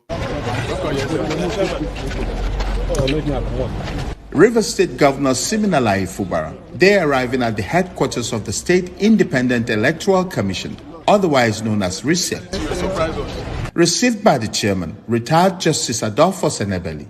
The governor has come to ascertain the electoral body's level of preparedness ahead of the October 5 local government election. We're hearing that people are planning to come here, so I wanted to come to see myself. I hope everything is going on. We're waiting for them. I hope everything is going on. You know, we're prepared for the election. We're prepared. That's the most important I want to hear. No prepare for the election. No problem.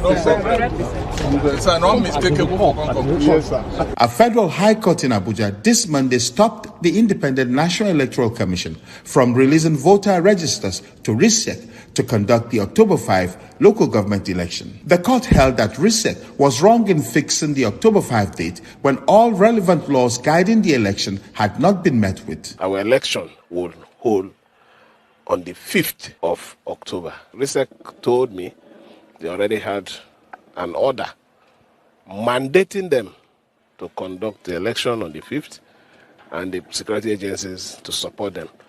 So I think with that order, the election will hold. I might not be a lawyer, but I know that there is something they call first in hand. And since they have the first in hand, we will give them all the necessary support for that election to be conducted. And it will be one of the best elections ever held in River State, free and fair. While assuring RISEC of all the support it needs. I'll leave it at that. Because of our time, I'm hoping that we'll take calls this evening, okay? So I want to go and show you where the weekend is up to in Abuja. A similar, show off, to make it look like, oh, they are walking and they are yeah? Even though it's also obvious that the madman has been, penciled or fingered, in his involvement in land grabbing in Abuja. But hey, they are building roads, which is their forte. Right? Now, this is a long watch, okay? Just kind of like enjoy it.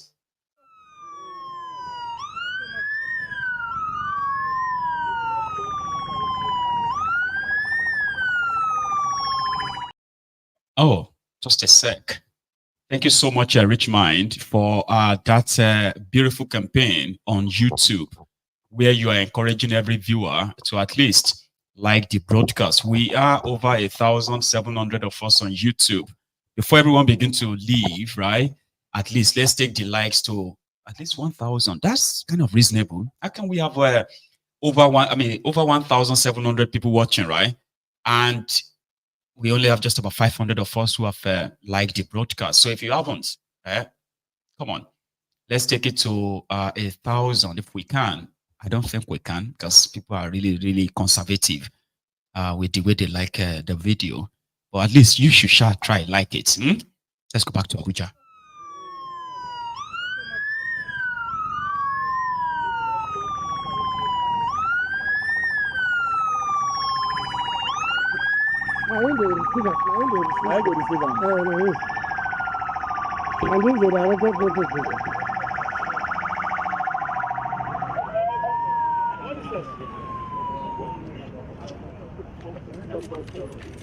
So, okay, yeah, move with it. Ross, can we? I make you don't come down. Make you just come down. Desmond, I beg take side, please. Victor, Afan.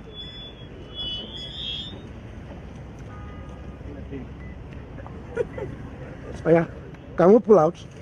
Yes. Oh yeah. All right. So this is unfair. You just did this thing because you know I was coming here. So I passed here yesterday when I was coming from my phone. Don't know what. And that's why I said, come and leave me, let me know where this road is passing.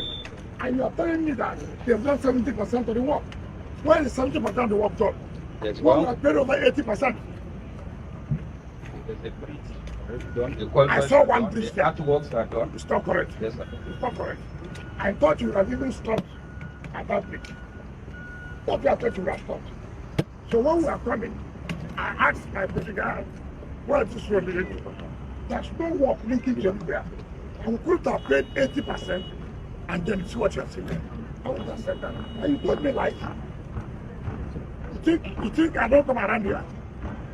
There's no way you can tell me this thing started this morning. But I was there yesterday, there was no one machine here, not one. Where I saw machine was when I get into Plaza. Where you have rock. Rock Plaza. Yes. That's why you should know I know. So why did you tell me that they have done 70% of the work? Show me where 70%. Let us drive now. Hold on. Let's drive now. Done. Let's see any work where anybody can say 70% or even 50%. Every time I went there, and I want to see that section. What's the job done and where is it leading on? Because yesterday, when I was coming up from my boat, coming back, and I saw where the plots, whether it was because of assisted or what. So I didn't see any leak. So I want to see the leak of that road where it's headed to. I don't want to see all this drawing. Okay, sir. Show me. Okay, sir. And let me see the extent of work. So forget about this. But by the okay, sir. By way of background, the Outer Southern Expressway extends from Pillar and Road up to Babalada, about 67 kilometers. Now it's being developed in stages. The first stage, which is what is fully completed, is a 10-lane expressway. So that is process stage 1, which is completed up to here, up to where it is. Now process stage 2 starts from there up to Wasa, 15 kilometers. But the development currently is not the full 10 lane. The old service carriageway has been developed, which is being used now, and the new right-hand side service, left-hand side service carriage is what is being developed from here up to Wasa, 15 kilometers. So the two roads will lead right to Wasa by the time the two current projects are completed. Now, along the line, there's a new one that we included, which they said that without that, it should not take off the traffic. Okay, sir. Okay, sir. We can check let's show from here. From where we are standing. Yes, sir. Okay, so where we are standing, we have the 10-line expressway. By the time this service carriageway to Wasa is completed, there will still be some form of traffic control. Because as we see even here, this narrows into a single from 10 lanes or 6 lanes on this side, narrow into 2 lanes. So it brings some congestion. So when the main carriageway from here is extended right to either Ring Road 2 or up to Wasa, that will now resolve the traffic because in between there will be interchanges. For example, at Latipodia Junction, there will be one interchange. At Ring Road 2, which is about 7 kilometers from here, there will be another interchange. So if that extends a little, then we'll get to the stop the show like that, okay? I'm coming to that place now. And my cameraman, everybody, all right? So when I get there, I want you to be there to capture everything. I have to show that we are working, okay? So that I do some shakara when I get there to make it look like I'm angry, okay? Okay. We're almost there now. Get ready. It's all showmanship. Do your job, and you probably don't even need all of that showmanship, though, right? And it kind of still move around or move about like a state governor with long convoy that, or is it the governor of Abuja? Maybe it's the governor of Abuja, it's the minister of Abuja. Anyway, he had this to say to the media himself. Just that. This road, especially the completion dates that is not adding up. very bad. I'm not encouraged. Yesterday, my attention was drawn when I went to inspect the Kashi road, and which took us through Wasa. And then I passed through this area and I tried to find out where the company CGC is working. It's one of the respected companies as far as I'm concerned. But as far as this road is concerned, I'm not happy. And I made sure that the FCT authority, I summoned them yesterday with CGC to really come here today to see things for ourselves. Not every time telling you that, oh, we have done so percentage of work. There are no equipment here as at yesterday when I came. But I believe because I said I was coming here today, they have mobilized equipment. And these are things I would not accept. We have paid over 80% of this contract. And the job, as far as I'm concerned, they've not done about 50%, even though the director of engineering services told the lies.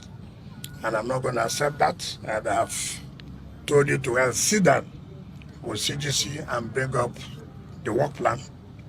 And CGC has told us that they are going to finish this project by May. Well, let them go down and commit themselves and tell us by May they are going to hand over this project. That's the only way I'm going to accept it. And you know that this road is very, very important. Very, very important. And if this road is completed, of course, it will help to reduce the traffic congestion.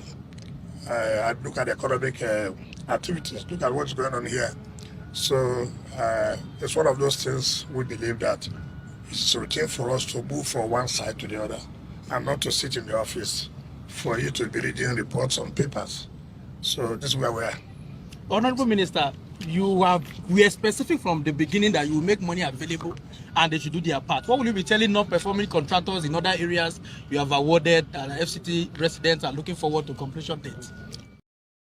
Let me tell you something. It is so easier for them to be awarding billions and billions for road construction, okay? Because that's the easiest way of looting. So to say, if you hear the amount they pay for the construction of a kilometer of road, you will scream, all right? But you will never see them have the same commitment in building building schools, in building and equipping schools, building medical centers, hospitals, and equipping them, or building power stations and making them work, or even building the people, human capital, or human development, so to say. No. Right? So then you will see them award their billions and billions and billions and billions for road construction that would never really be completed per se. And if they ever get to be completed, you will weep when you hear how much they actually construct these roads. It's the easiest way of money laundering, siphoning money, looting the money and the rest of that, while the people who are supposed to ply the roads, right, remain uneducated, miseducated, and on like that. It's a Nigerian thing. Nigerian politicians say things. But in the balance of that place, right, investing in their people is the last of their plan. They don't even have a clue of how to invest in their people. No? How about the people themselves? They have no idea what it means to be invested in. Like what your government is actually putting investment in infrastructures that actually impact you directly. Just build road, and then if anybody is complaining too much, okay, you know what? Let us go and build hospitals. And when they build this they just mount blocks, these big buildings. Don't give a damn about the sustainability of it. Those who are going to work inside it, how they are going to get well paid, how they can actually create an economy, right, with all the resources they have that helps their people in a way that it can complement whatever they are building. That's a long story. They have no idea, they have no clue, or they are not interested. So to some of them, Wike is one of the hardworking ministers of Tinubu building roads to nowhere, while their inner roads are they are like in complete shambles, like dilapidated beyond what you can even explain.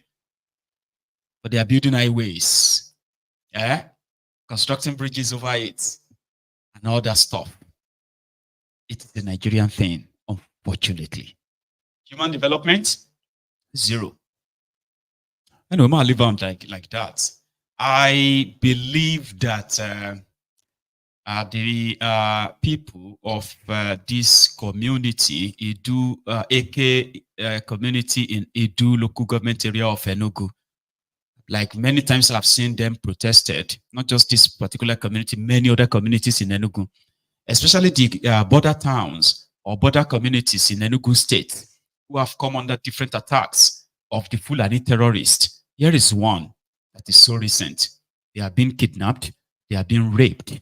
And this is a protest led by women who are mostly the victims. On their way to the markets, on their way to their farms, they've become victims of the Fulani terrorists. That seems not to be going away.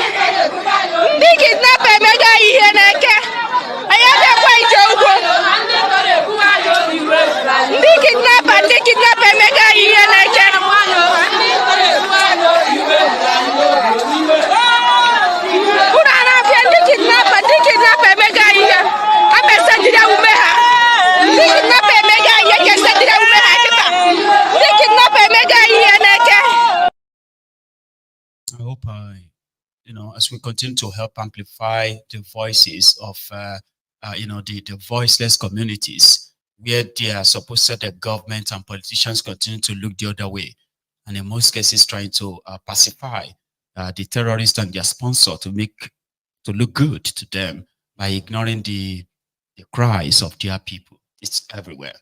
It's unfortunate, and this is still happening, as you can see. And no wonder.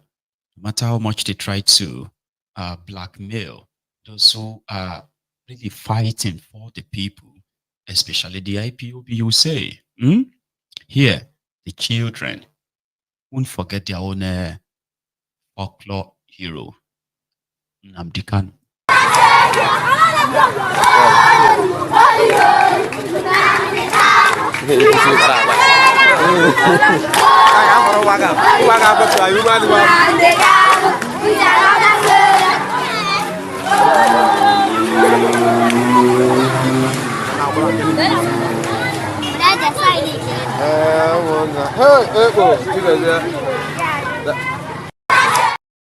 Just so you know, there are many people from that part of Nigeria that believes that the continued incarceration, illegal detention of Nnamdi Kanu is one terrible reasons they believe the insecurity in the eastern part of Nigeria continue to escalate.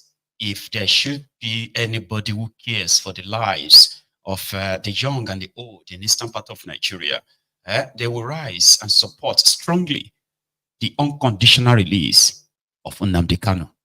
And we will keep pushing for that too. Thank you so much, everyone, for your time. We should be taking calls this evening, and it will be your turn. I don't know if the line is probably going to do that or allow us to do that this evening. Okay, but I'm going to keep it opened. Okay, so if it works, we'll take calls, and if it doesn't, then we can possibly see some other time. But we'll try that. But first, I'm going to take a break. When I come back, I'll check if the line is working. I expect it to be working. Well, you should try it too. Now, listen, if you have to leave, I understand. Remember, just like the broadcast before you go, Or if you still want to enjoy the last segment of the program this evening, it's either you call in or you wait or stay back to enjoy that part too, right? I will be back, everyone.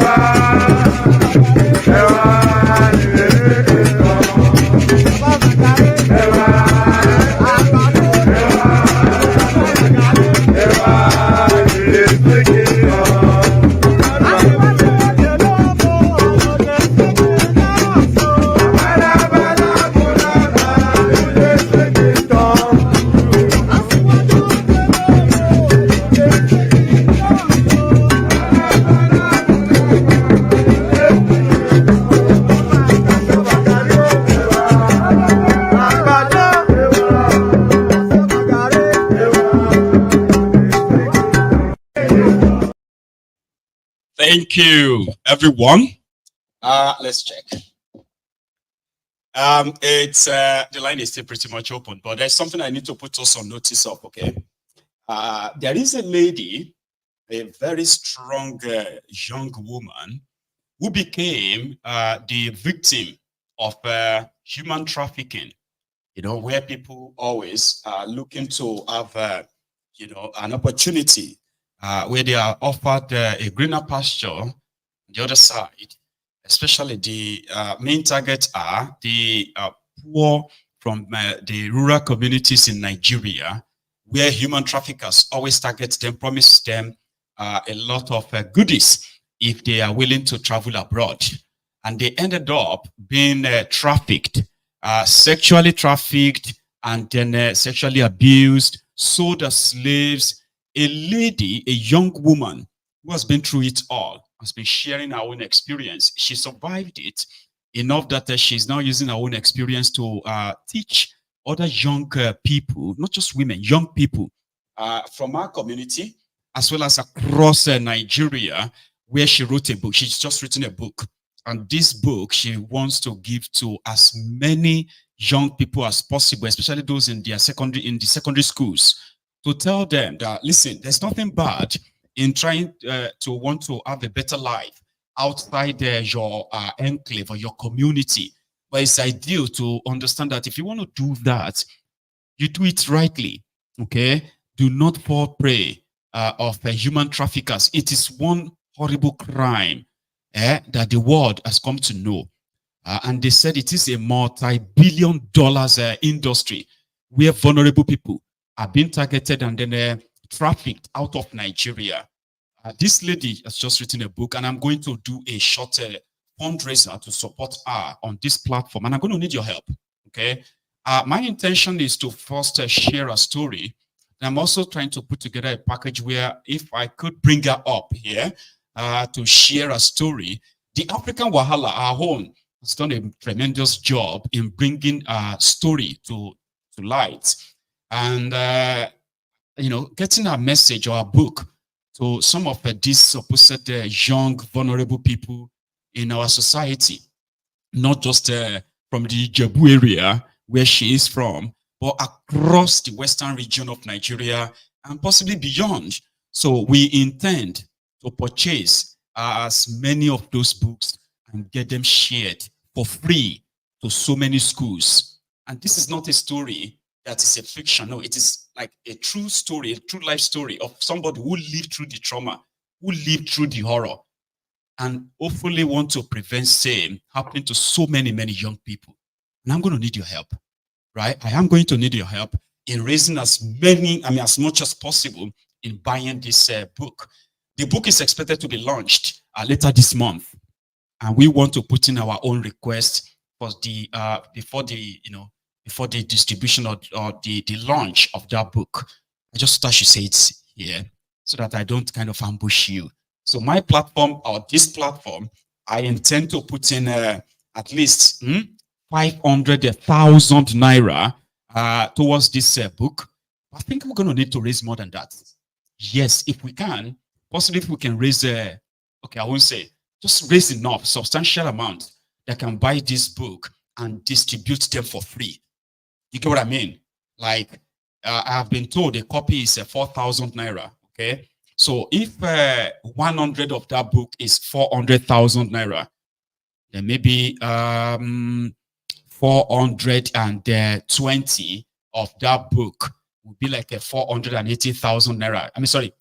120 of that book would be like a 480,000 naira. I'm looking at us probably buying up to 2 million or 3 million naira of that book. I'm going to need your help. Okay? So please have this at the back of your mind. I am still putting the whole thing together to see how we're going to go about it. All right? Because the intention is, I don't want us to buy the book and then I'll be looking for who to give. No, we can just buy from the producer, right? And then I give them list of schools that we want these books be shared, especially to the girl child. You know, the girls from our schools, which are mostly the vulnerable ones targeted, to be sexually transported that way, okay? And it's happening at, okay. I hope you shall get what I'm trying to get at, Abby. We would need to do our little best, our little bit, to see if we can save just more than one life from falling prey at the hand of these human traffickers. So here we have our first caller. Is it Jefferson? Hello. Hello. Can you hear me?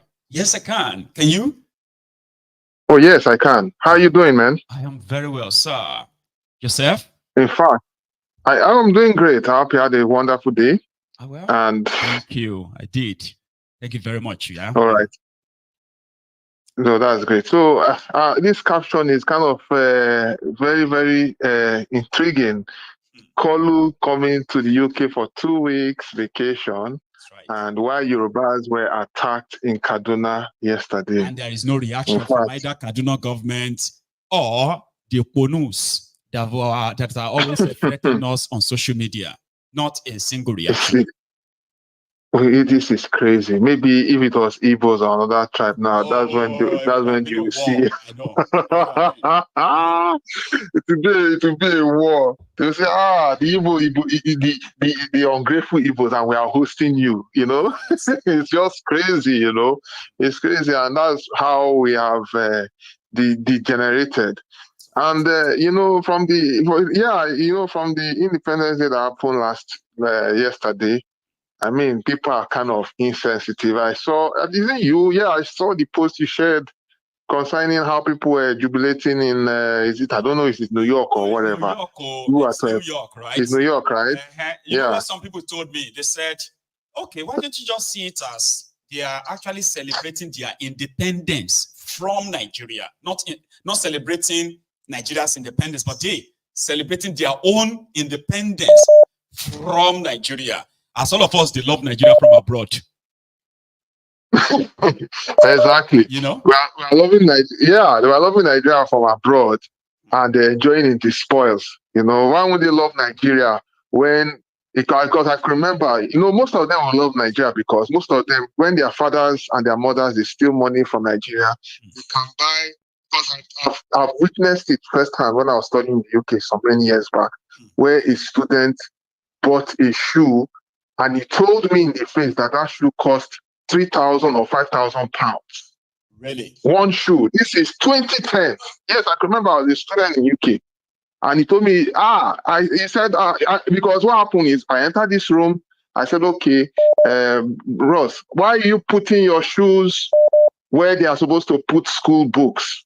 You know, when you are a student in a university, on the shelf, you are supposed to put your books, not shoes. The shoes on a bookshelf, and you're like, guy, what is wrong? Exactly. So the guy went, the guy at the then he went and he put all the shoes on that place. I said, come, why are you putting your shoes there? Yeah, he told me, do you know how much I bought these shoes? He told me that he bought these shoes for £4,000, £3,000. I told him, bros, I am not lying. May God, the next one that strike me if I lie. Just how I am telling you what I saw. I've seen some of them who bought single jackets for over £2,000, and I'm like, why would you even like? Do you work for this money to start with? I don't understand. Exactly. So when I dared him, he now went and showed me on the internet the prices of all those things, shoes, watch, and everything. I said, oh my God. And later I found that most of them are actually children of the top politicians in Nigeria. I said, oh, there you go. So this is how they do it. When they steal the money from Nigeria, well, some are businessmen anyway. There's some little exemptions, but majority, when they steal that money, they come over to Nigeria, to the UK or any part of the world, and then they spend money like as if their parents are related to the royal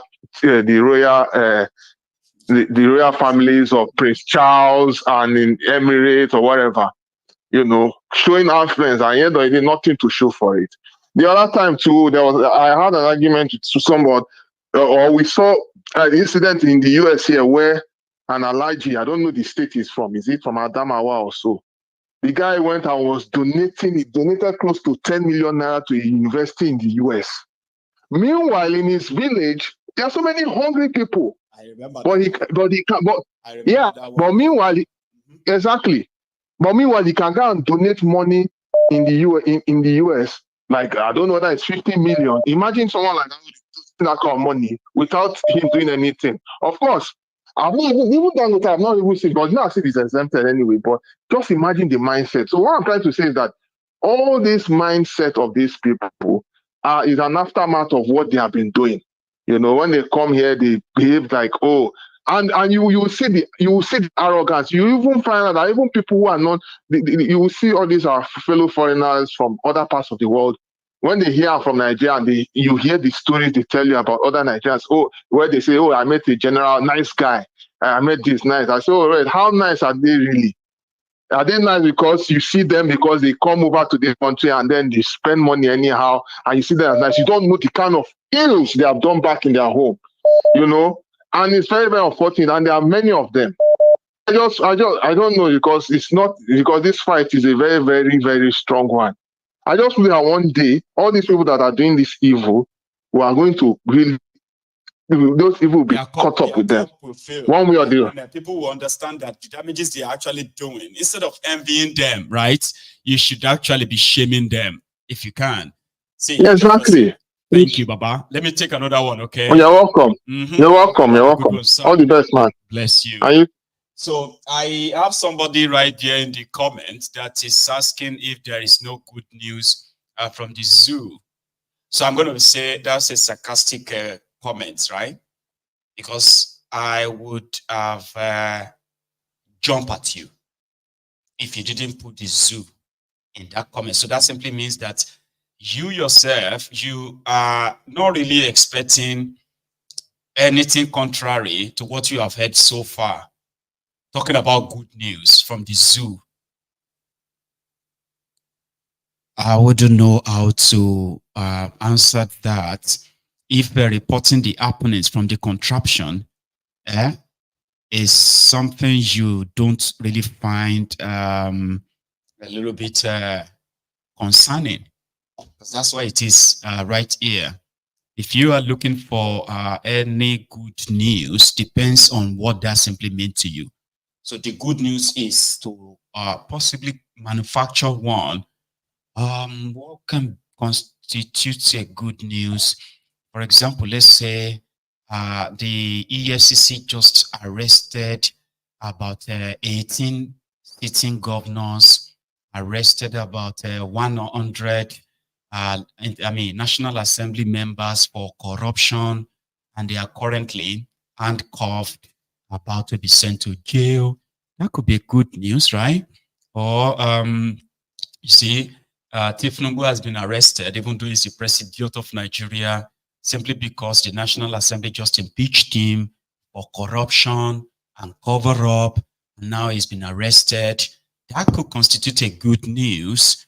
What else can constitute a good news from the contraption, if we all of us want to be honest, is to say that over 3,000 people have been arrested in the NNPC, past and present, for their role in destroying the petroleum sector in Nigeria and the money, including the looting or the stealing of the Nigerian crude oil and all that. That would be good news, right? I mean, what else can be good news? Good news, good news. Another good news can be, like the Sambisa forest have seen the total annihilation of the terrorists who have occupied the space for so long that we have videos of them either dropping their guns and running away, and that could be good news, right? What else can constitute a good news from that contraption? Prince Jejeman, can you help me? Yes, so Maiyegun General, the Tukano Mike. Yes, sir. Prince Jejeman, representing IPOB for life, Baba. That is him. Good evening. How are you? I'm fine. Oh, how you there? I'm still here, like, pushing. Baba, the greatest news will be make who sleep now and wake up and hear say Nigeria don't collapse and Biafra is actualized. That could be another good news. Exactly. Like everybody has agreed to go their separate ways. That can be good news. So if somebody comes on to MaiyegunsDiary Politico and say, don't you have any good news from the zoo? I don't know how to react to that. She make a cost either wine mini or what exactly. But again, we know what can be good news. So I just don't know what the good news means to this individual, except they have to come clean. Please. Honestly, Baba. No wahala. What you will not say the disaster there for door. It just when it go be, how it go happen. But we see as they go. Now only consumption, no production. No production. There's no business that will survive like that. No. So it be the Nigeria now without IMF. That's all of them. You see, they will run away and go and live in London or Dubai or America. So and time will come. IMF self, they will be tired. China is tired. That's why they are seizing property in London and America. So from Canada to France to London, Liverpool, everywhere, wherever they see the property of Nigeria, they take out. What is the suspect? We say there are some diehard criminals wait there for IMF, because how can they are seeing that the way these people are misusing all the money they are giving to them, but they are still giving them money every day. So they are criminals who are benefiting in that IMF, and I think it's high time people should go and protest at their headquarters anywhere they are. Because we can't be just telling every day talking to only this criminal in Nigeria. IMF, people should go there and protest and ask them, why are you giving this money? Are they no accountability to the money you are giving to them? What have they used it for? And you are still giving. So they are in conspiracy to kill everybody. In that concussion of Nigeria. You see, by Maiyegun General, the main thing will make me call now these two mad people, Sherima and Hopeless also Dimba. You know, say that one where they call Sherima. I think that Fulani boy when waiting be name self Sherima Abi. Am I right? No, be shitty man. Shetima is Shetima, but No, the one that said that if they didn't if Igbo people or Biafra didn't take Boko Haram and refugee for Imo State, that there will be war. What is the name of that useless smelling guy? I will remember, Sha. Yeah, the one that talks if the Imo people reject the IDP that they bring to Imo States, it shows that you know they don't love Nigeria or something like that. I remember. I think it's don't worry. I remember him. Sha. I put his speaker. Is that I think it's Arewa you to a leader or something like that. And now, na something Sherima. Yerima, you know, Yerima. Thank you, brother. You see that man? How disease don't enter that guy brain? You know, you see that guy. I don't even understand how this hencemen how their reasoning be. Yeah, it's called entitlement, Prince Jejeman. It's called entitlement. They are they have that mentality, entitlement. Now, entitlement mentality make them talk say Bayelsa oil belong to Jigawa. It is called entitlement. I know be them faults. Yeah, I understand. Now Nigeria, one Nigerian give them that leverage. You get. But as he be, Maiyegun, I want to tell that guy because I hear say people where they near Arab say mouth the smell. You know, that's why I hear. You know, and I believe them because for that guy to come out and be telling Biafrans if you don't, because you know in UK, in America, in Germany, when they accepted all these refugees from Syria. That Saudi Arabia will be their brother rejected. United Arab Emirates rejected because they know who they are. They know that all those terrorists must follow them to enter their space. They rejected. But UK, being that, you know, their democratic country, accepted them. You know, and they started to, when they came in, they started to attack. If not that they begin to, you know, follow them up. Both in Germany, it's always happened. The difference of attack, even in America. You know, this is what they want to bring into our land. They want to join Boko Haram, ISIS, and they swap to come down with the mess. They are not bringing seaports, international airports, but they want to bring IDP training center to Eastern Nigeria. Like, does that make any sense? Can you imagine? And this and can you imagine? And this belly thing will come out from forest, come open a mouth because Nigeria give them microphone to the talk. Then hopeless also Demba. That one, I don't know the kind of madness where they worry that man. If they talk the one say the way be foul, a match shit, he go carry that shit leg enter soup. Yes, that is the hopeless, useless, smelling mouth where they talk. He think go fight war. You see the way they deceive the Benue, deceive the people of Nigeria to fight 1967 war. Go one night, don't run away. And they are killing his people. He's not in London, cooling off. Even the dead Buhari impostor they are using him to deceive Nigeria that Buhari still there alive, but they no put her inside the case a case list of against Nnamdi Kanu. Maiyegun, you see, I want to tell hopeless also Demba that this is Ruga agenda because they collected 6 billion naira from Buhari to establish all these terrorists that they brought in to fight Jonathan, to kick Jonathan out of power. And Jonathan saw all this thing and left power for him to use that power, and he useless that power. Coward though. That one remain a coward though. He said people's life know what power. How many people they don't kill now since they get the power? People who ain't no one made them kill. Say you no go fight them, it's not worth it. Abi? Honestly, Now, how many they don't kill now? How honestly. many communities they don't ransack now, destroy now, after they got the power? You know, say any best way than kill where Buhari kill. But Jonathan in hand the inside. If you like making the play innocent. Because if you know remove, if you know run away, leave us inside the hand of Boko Haram leader Buhari.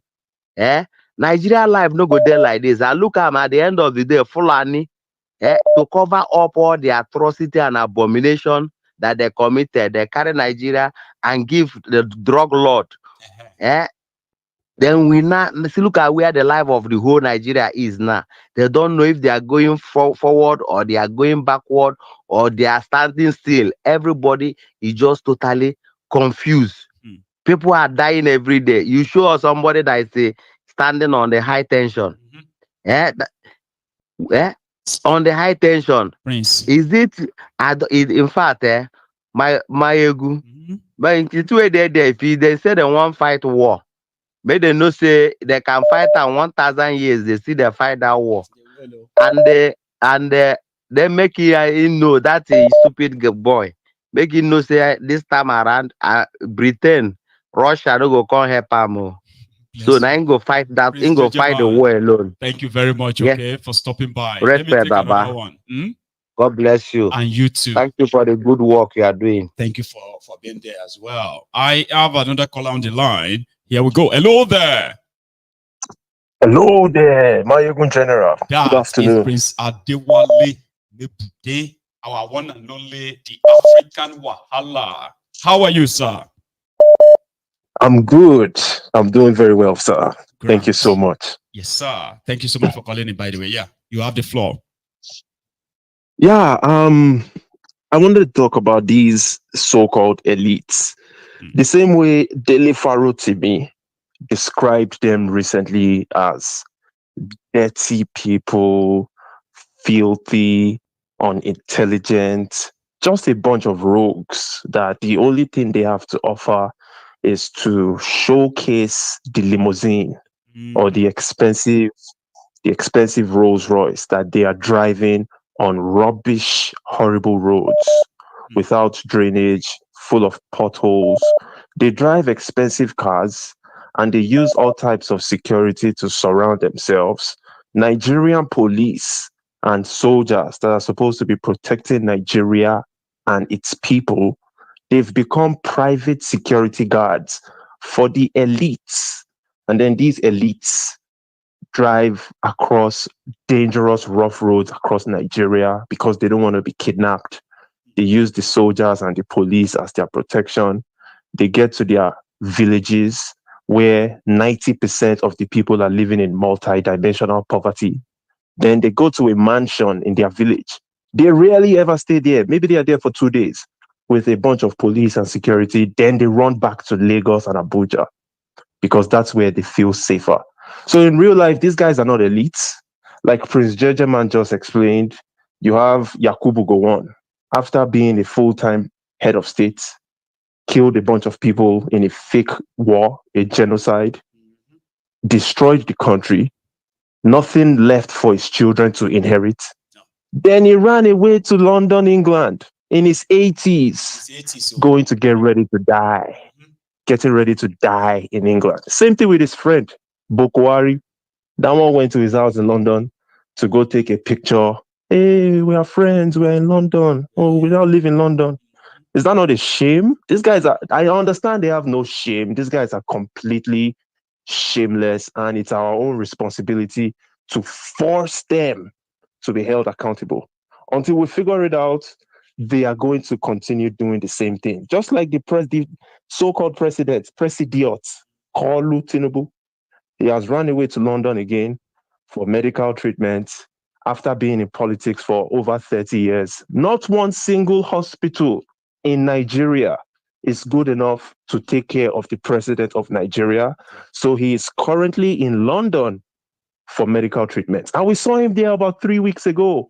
He was there again, sneaking out of St. Mary's Hospital like a thief, like a common criminal. You know, he had those two guys surrounding him. He jumped inside the Mercedes-Benz because these guys, these so-called elites of Nigeria, the so-called giant of Africa, they are so shameless. While Tinubu was sneaking like a thief into the Mercedes-Benz, in that same video clip, I seen one guy, he looked like an Amazon worker or like, you know, all these delivery companies, pushing his trolley, going to deliver some material. And I was just thinking to myself that in Nigeria, this thief, this so-called elite that is a thief, will never be ever, he would never be in close proximity to a delivery driver. Yeah, exactly. So these are the people that they call elites. These people are trash. They are garbage. I encourage people, if any part of you have any respect for them, consciously remind yourself that you shouldn't have any respect for them because they don't deserve it. These guys are garbage. And I also encourage you guys that are in England, if you ever find out where that thief that walks around crawling like a cockroach, hiding around the crevices, if you find out where the guy is residing, go out there and stage a protest. Tell him to go back to Nigeria and fix it. Though he's not going to do that. I know he will never fix Nigeria, but put that pressure on him. That's why I called it, just to encourage the people. Put pressure on all these thieves and never have any respect for them. They do not deserve any, by the way. They are not men of honor. Yes, sir. They are dishonorable men and women. So there they are, Baba. Thank you. The African Wahala. Here is our emoji. Here. Hello. Hello. Maiyegun, good evening, bro. How are you? I'm fine. And you? I'm very well. Oh, thanks for asking. Please. This evening, I just want to, because there's one video I saw on your page 4 days ago about Oputa panel, right? Where that guy, the former Controller General of Custom, was lying, putting a living president. The Mofo that wrote a book and called Ademoyega Igbo. And until somebody was pointing that out for him, like, Ademoyega here is Igbo. Why would he say? And now started pretending like, okay, is it not Igbo? You stated that it's Igbo. Like, that's how they, that's what they did to us. You know, before you continue, right? That reminds me. Somebody said, if all of us will be honest, and you want to kind of remember how our parents, this is not for you, because I'm not Igbo, I don't know how they kind of raised some of you, but as a Yoruba, you will see how they indoctrinated a lot of us. That you will see those people today that will tell you that they hate the Igbos today. They actually have no any personal experience with the Igbos at all, other than what their uncles, their parents told them. For example, the Igbos don't have respect. They don't prostrate to greet their parents. The Igbos use leg to wake their parent up. They kick their parent like that. Igbos always want to take over your property. Now, I have no horrible or bad experience with any Igbo. But you now realize that these are the kind of things they pass on. Those who told us that their own parent and uncle pass it to them. Now, if you look at their own parent and uncle that pass it to them, they never had any experience with the Igbos. Their own parent and uncle told them. And that's how they indoctrinate every generation in Yoruba land like that. And if you look at those, ask them, did you have any bad experience with the Igbos? No, they don't. My mother told me. No. Their mother, our own mother told her. You see? This is why I want to take you back on that picture. Because when you go back to that picture, you will still see that's their Southern of Sokoto character here. Which Southern of Sokoto said to with Amadou Bello. Then now they are putting Amadou Bello picture as if those guys that staged that queue that time, if that thing is not even queue, that is revolution that they did. So they now stage it at one is Igbo queue. Then the last 2021, the last man standing on that queue, which is Colonel Mobosi, made the confession and how he said he's now close to his grave. He's not feared to death. He said the truth. And still they are lying. And that man that you saw on that your picture, that video, that man was Control General who was putting money on duties, import duties, almost every month and every week during Buhari tenure. And that man was the one that refused to put on custom uniform. That is entitlement mentality. When you go to Edmond Obilo's page, there's one Yoruba guy he interviewed. The man said exactly everything about that queue, which they are lying to us today. For you to know that even the issue, they are still lying till today. Like African Wahala said, they are not elites. These guys are just criminals, murderers, and because they are going away with it. And when you go to Edmond Obilo, that man said that the Fulanis in Nigeria had only one plan: to destroy Nigeria, to destroy this space, because they are not from Nigeria. And that's the only thing they have to do. Now they now ask the man, what about all this Aburi and all these things? The man said those Aburi was meant good for Nigeria, but they are still lying. But let's forget about that one. You see, Nigerians, I don't understand Nigerians. We are here suffering, and every day you are there doing research, bringing up information, putting it up, taking almost 3 hours of your time every day and putting things up. But people that are in Nigeria, I don't understand them. When you go to internet now, you will see Wizkid and Davido. That's another issue, which is distraction. And Nigerians are floating there, commenting, fighting themselves about Wizkid and Davido, forgetting that Davido has an uncle, which is a governor now, only to dance. No good road. He's not showing anything up. Wizkid is also somebody that God grace and God blessed. And every time we see a sort of questioning, Nigerians want to ask questions. You will see these two little rats. They will come up with one saga, and people will just jump there and forget their sorrows. You know, so I don't know what is wrong with Nigerians. Just 2 days ago, on 1st, they did a protest in Nigeria, October 1st. Yes, today, they now front Wizkid and Davido case. Everybody forget about it. On the Davido and Wizkid. You see, so these guys are not yet ready. So I will not tell you not to stop. But for me, when I see all those things, I'm getting frustrated and tired of it. So thank you so much for bringing things up like this. We keep on saying that. We keep on talking. We keep on showing this on their face till hunger catch them very well. Because then they will not take decision. Before all of us are silenced and gone. At least posterity will judge all of us. Okay, so that's why I said that what I do is a thankless one.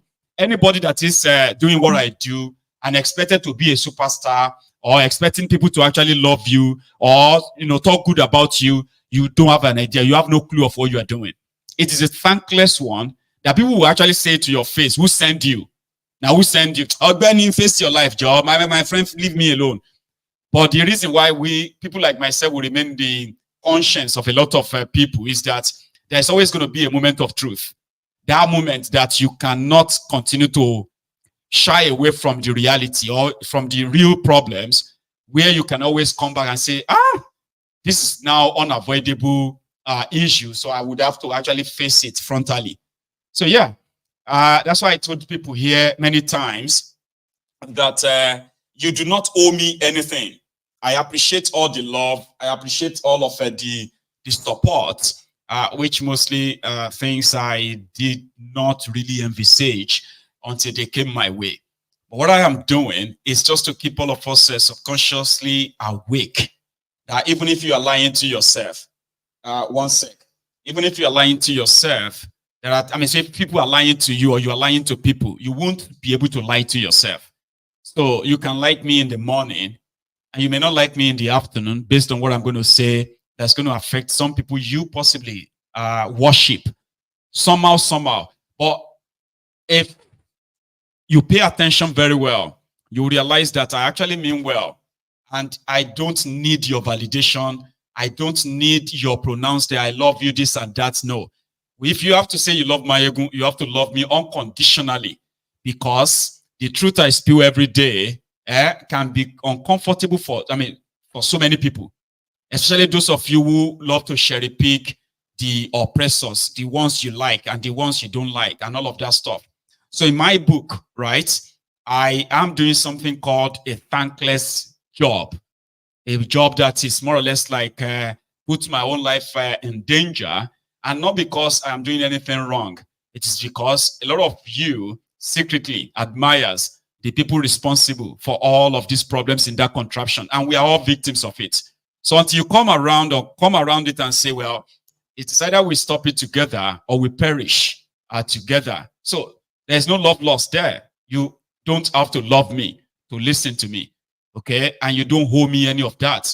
I appreciate those who give, but I am not really expecting it when I'm speaking my truth. It is like, hitting a puddle, and the splash can eat anyone, including my own father, even though he's dead. Hello. Hello, Maiyegun General. Hello, sir. How are you? I'm good, very well. How are you? I'm very well as well. Oh, thanks for asking. Okay, Paul. This is Paul calling from London. The same, Paulo. Thank you so much for calling in, sir. Please. Thank you, Maiyegun. First of all, I want to say a very, very big thank you for your good work. You know, for everything you're doing for the country, the contraction, and how you are waking people up from their slumber. Amen. And, I thank you so much, and I pray that God will keep strengthening you. God will keep protecting you, guiding you, and God will supply you with a lot of wisdom, to move around, to do everything you're doing for the country and for the people. And God will guide you and protect your family too as well. Amen. I thank you very, very much, Maiyegun. You're doing a great work. Since I've been listening to you many years ago, I've been sending your videos to a lot of people in Nigeria. They've actually, cut them off from the war space by not providing enough internet for the people. Me myself, on a daily basis, today I still send internet data to a lot of people in Nigeria. They've made it a very big thing. Every day I buy data for people. I thank God that my bank account, my application, my GT app, I can still use it. The last time I went to Nigeria, I was able to get it done. So I've been trying to log in and be sending data so that people can watch Maiyegun from Nigeria. And sometimes I will download your video and send it to them so that they can watch it offline, because many of them can't afford to buy data to watch it online. That is how difficult they've made people's life to be, so that they are not informed. And all these people, the access to information is totally controlled. God bless you. That's the word for it. It's very sad. Earlier this year, I was in Nigeria. I saw a lot of things. I was amazed. People are really suffering in that contraption. People are suffering. People are dying every day. Maiyegun, all the general hospital in Lagos State, they will tell you Lagos is a mega city. Lagos is a mega shitty, just like you always say. A shitty place. If you go to all these general hospitals, people are dying every day. Some people, a doctor told me that people are dying because of 20,000 naira. They cannot buy a medication, 30,000, 50. I'm telling you the fact. If you know how many people have sent money to go and treat malaria, typhoid, on the deathbed, that nobody is ready to help, people that they've not seen money to eat. So all these things that we are doing, we are waking people up gradually, and people have started getting to know what is happening in that country. The level of impunity with our leaders are too much. They believe that there's nothing that can happen. They have total confidence, and they've already divided the people very, very well. Maiyegun, yesterday we did Nigerian celebrated independence, and I was watching people in New York. They were holding party. They were celebrating, wearing green and green. It was one church that actually did it. They said now one church organized that, and people love partying anyway. So what do you expect? They are celebrating their own independence from Nigeria, not celebrating Nigeria's independence. Baba? Imagine. What is there to celebrate? Maiyegun, if you go to Nigeria, you will cry. A few days ago, someone called on your program now. One of your that said he went to Nigeria, he went to Ogun State, he went to Ondo, that Ikorodu, that he were telling you that that road is bad. You showed us that road recently now, Maiyegun. All those Imota, all those sides, all those places, a lot of people have land there. They bought land. There are no people. They cannot go there. The road is bad. That place, Fulani, all those bushes, you see, Maiyegun, Fulani may have taken over everywhere. They kidnap on a daily basis. I have people living in Ikorodu. If they start telling you story, Maiyegun, they will be on the phone for 2 hours. I will be the one cutting them off. What their eyes is seeing on a daily basis. You understand? So all these people, all these leaders, they've finally divided us. Look at people in New York yesterday. Say, I feel I just wish I had some kind of power to just flog all of them away from that rubbish they were celebrating. They are celebrating madness. They are celebrating impunity, corruption, celebrating all sorts of, craziness. I just thank God that you started waking people up. Look at they did a protest yesterday. Show what I watch everything. I was on your program. Since morning I dedicated my time. Even as I was at work, I was trying to go on computer, going on my phone, going to the toilet to watch everything, to follow up. Yes. Exactly. And I could see the numbers of people that came outside. Even the people I have in Lagos, in Ibadan, all of them, they are begging me, they're calling me, they need money. They've not. I said, you're all stupid. They are protesting. Why can't you join them? When I was in Nigeria back in the days, I lead protests. I was a student in the university, one of the state university. I lead protests. I work with all these politicians. I know them. They've used us. They've dumped us. I know a lot of people, Maiyegun, that all these politicians have used, all our friends. Some of them have died. No direction, no purpose in life, or no nothing anymore. At all. All these politicians are very wicked set of people. You cannot mix with their friends. You cannot mix with their family. If they are doing party, they won't call you. Even though you are invited, your own place will be far away, maybe like 1 kilometer. Yes. Because they don't believe that you are capable of being among the, good people, clean people. They believe you are dirty. So they will just try and just move you away. It's just too bad in that contraption. A lot of my friends have died for all these politicians, kidney problem, where they will be smoking, drinking. And I will be telling them back in the days, many years ago, that you guys, you have to use your brain. You don't have to be working all through the whole year or your life for all these politicians. They don't have plans for you. They will give you 500,000. You maybe like 15 people, 20 people will share it. How much will be your own portion? During that time, we were planning our traveling, we were planning how to jackpot and all these things, planning masters, planning everything. But they just sat down. Many of them now has died, kidney problem, depression, different disease, all those things like that. So it's really, really terrible, that country. And you have people who are supporting all these politicians. Especially if you see all these young ones who are now joining the fray. In 10 years' time, they will be useless as well. No meaningful, no purpose in life. And then they will look back and be like, oh, we wish we had. Absolutely. Thank you so much. Thank you, Maiyegun, for your work. All right, take care. You have a good day. Bye. Okay? And you too. Here is another caller. Mind you, I'm going to ask this my caller to hang in there for a sec. All right. We now have just we have just about 15 minutes to go. Please, if you are still with us and you haven't really liked the broadcast, kindly do, because we are just going to take maybe another 1 or 2 more calls, and that's going to be us this evening.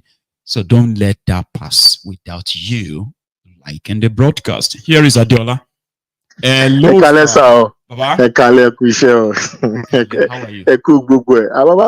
Baba, we did okay. We did very, very all right. I just called just probably to share my own thoughts about this so-called independence. This independence, but I don't think I'm from top to bottom, like Buhari would say, very useless man like that. Very, very useless person. And for me, is an anomaly to celebrate independence. From what? What is here to celebrate? Even the concept of independence and dependency, one has to really understand the trickery behind all these words. There is no time that our ancestors traveled all the way to the ports in Liverpool to the docks with a begging bowl, begging any country for resources. We were independent originally. Your independence is inside of you. They can't take it away, inalienable rights.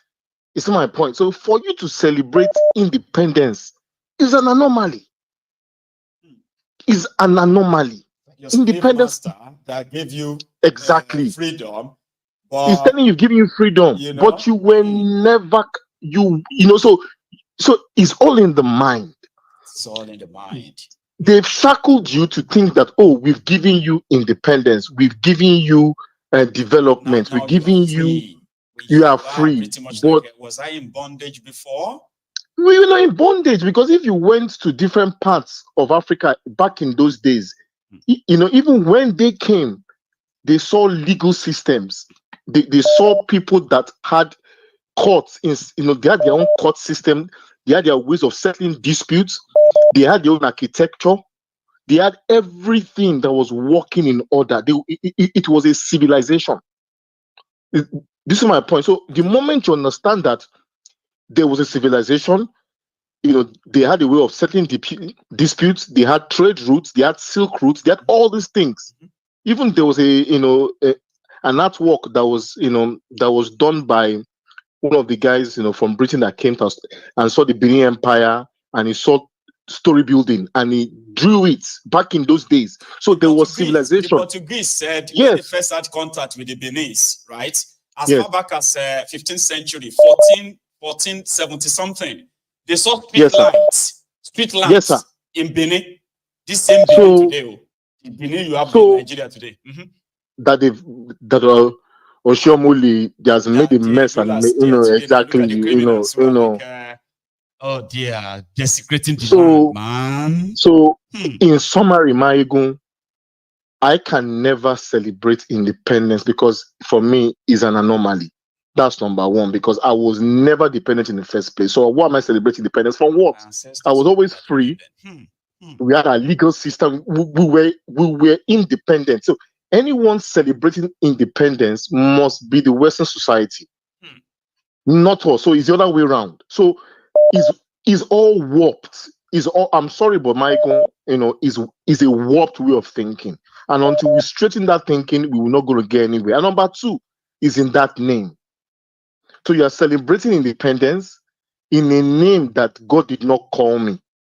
So it's even double whammy.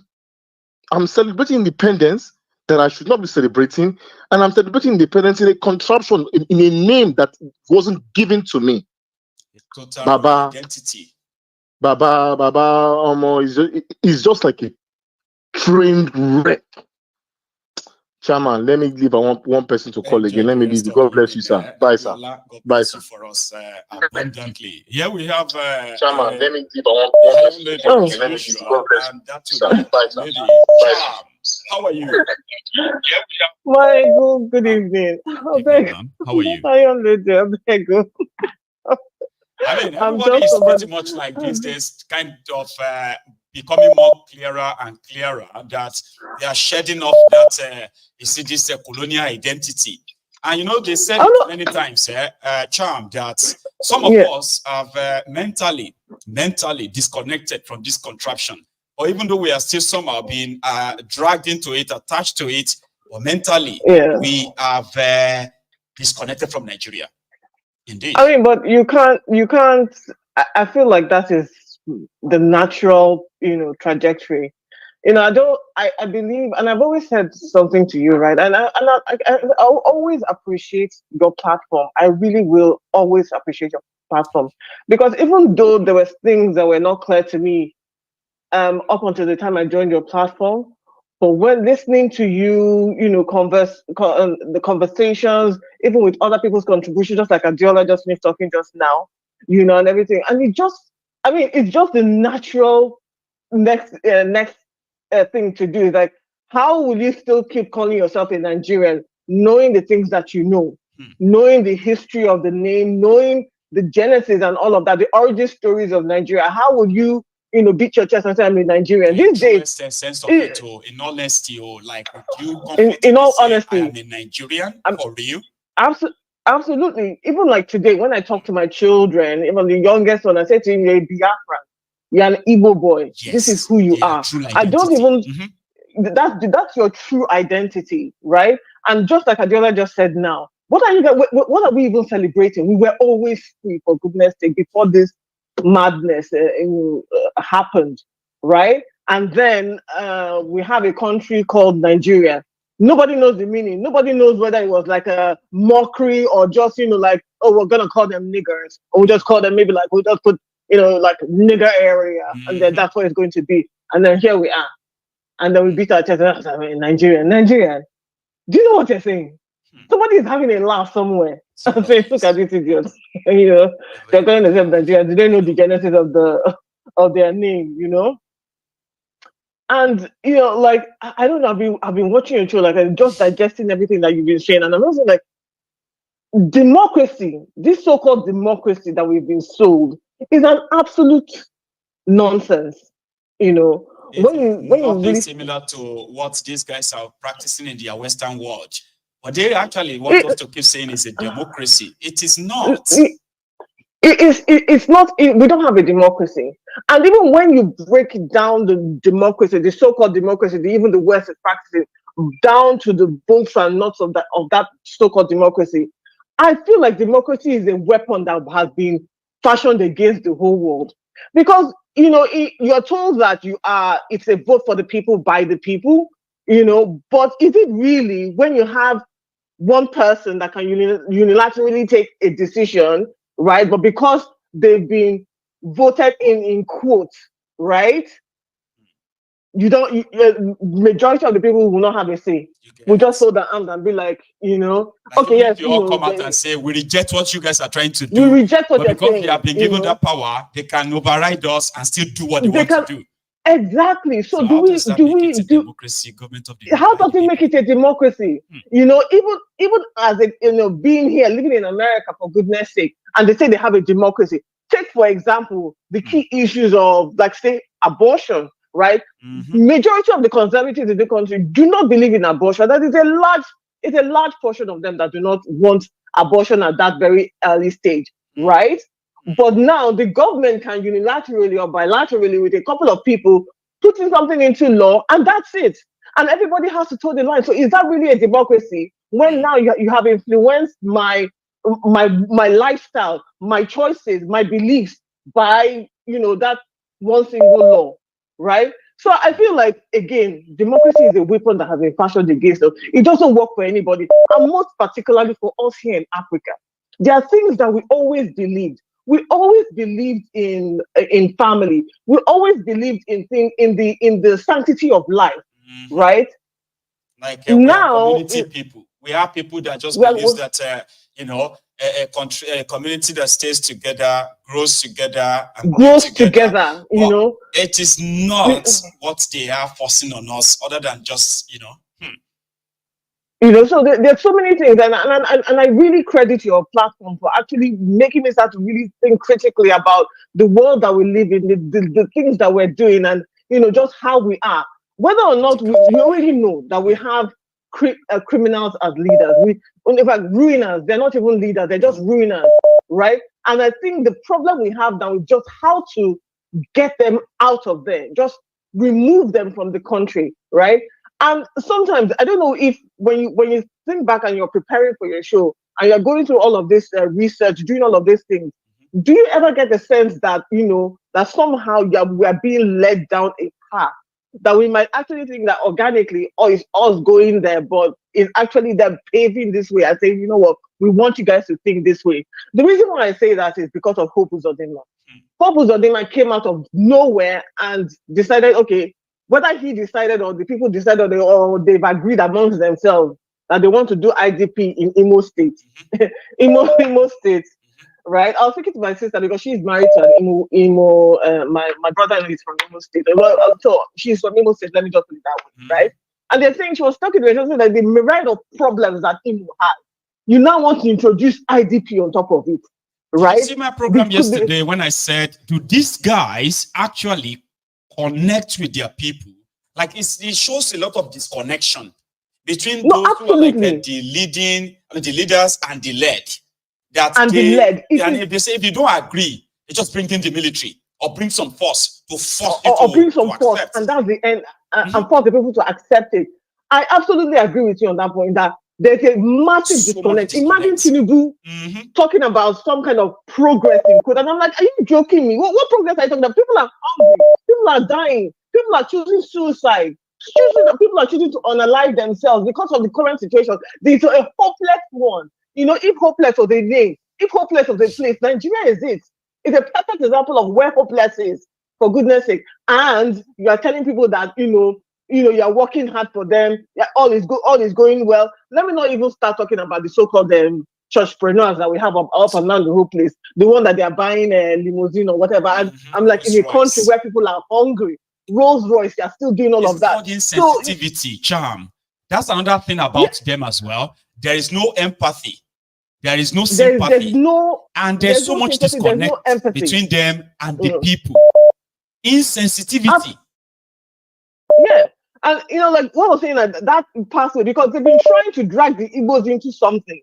And I feel like this particular one, if they do it, then they're going to get their wish. Because I don't know any Igbo person who is going to sit down and fold their arms and let, easy infiltration into the East, just like that. And if people think that this cannot happen, just look at Egypt.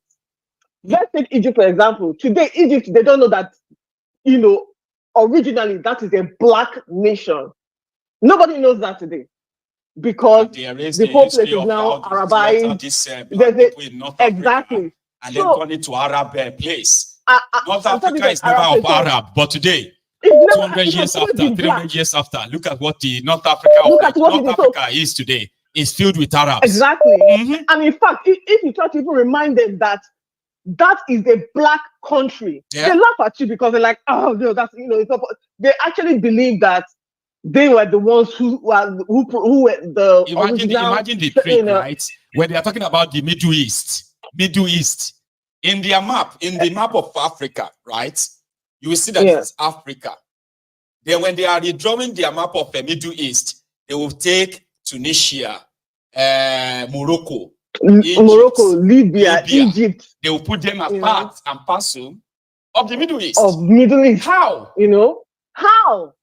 This is an African. And so if people think that they cannot change the demographic of a place, right? They cannot change disturb the homogeneity of a place.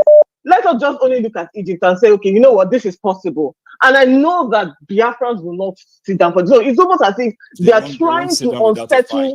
I can guarantee. No, exactly. It almost seems as if they are trying to unsettle the southern region of Africa, of that entity called Nigeria, and I don't know why. You know, that's why sometimes when we are reacting, sometimes you have to step back and ask yourself exactly what is going on here. Why do they need this? Why do they need Nigerians undereducated? Why do they need the region underdeveloped? Why do they need the southeast or the southwest or the south fighting each other? Why do they now need for the Igbo people to rise up? Because this is going to be a problem if this goes down. You and I know this, of course, right? So it almost seems as if there is some kind of way, like where they are policing and pushing people to go to, and this really is really worrisome. Because it's almost as if, because now we know whatever is going on in the world, they are preparing for a world war. Okay, let no one be in denial. Sure. There's a preparation for a world war. So let us start thinking about that, and how they plan to recoup all of their losses during this war is by an unstable Africa. Right. So this worries me a lot. Thank you very much for letting that out of your chest. Right. I appreciate this, and then thank you very much once again. We shall call it a night now for that. So I want to say a big thank you to the following people. Libobs, I got your coffee. You got me some cup of coffee. Same thing with your method too. And this, my man, Odabo.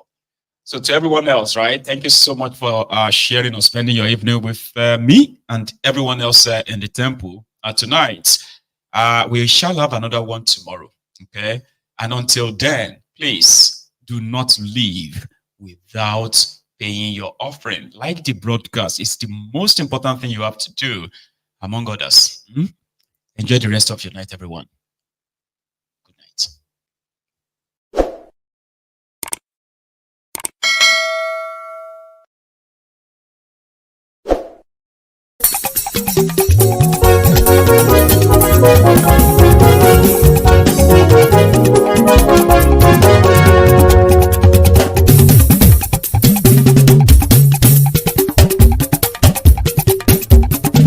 Maiyegun làwa mọ̀ làmọ̀ tó dòdòdò. Maiyegun Diary láyé bí nàmbà wá. Maiyegun làwa mọ̀ làmọ̀ tó dòdòdò. Maiyegun Diary láyé bí nàmbà wá. Maiyegun ti dé o ọ̀rẹ́ ará ìlú. Maiyegun Diary láyé bí nàmbà wá. Lórí Facebook lórí YouTube. Maiyegun Diary láyé bí nàmbà wá. Gbogbo bó ṣe ń lọ ni Maiyegun já wa sí. Maiyegun Diary láyé bí nàmbà wá. Àṣírí ọ̀jẹ̀lú kì í bò níbẹ̀ o. Maiyegun Diary láyé bí nàmbà wá.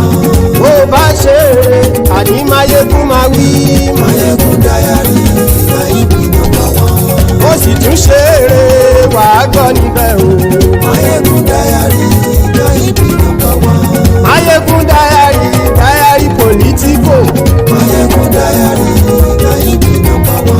Godfatherism kò sí lọ́rọ̀ Maiyegun. Maiyegun Diary láyé bí nàmbà wá. Ẹ farabalẹ̀ sẹ́ o kẹgọ́rọ̀ lẹ́nu o. Maiyegun Diary láyé bí nàmbà wá. Àní Maiyegun làwa mọ̀ tó dòdòdò.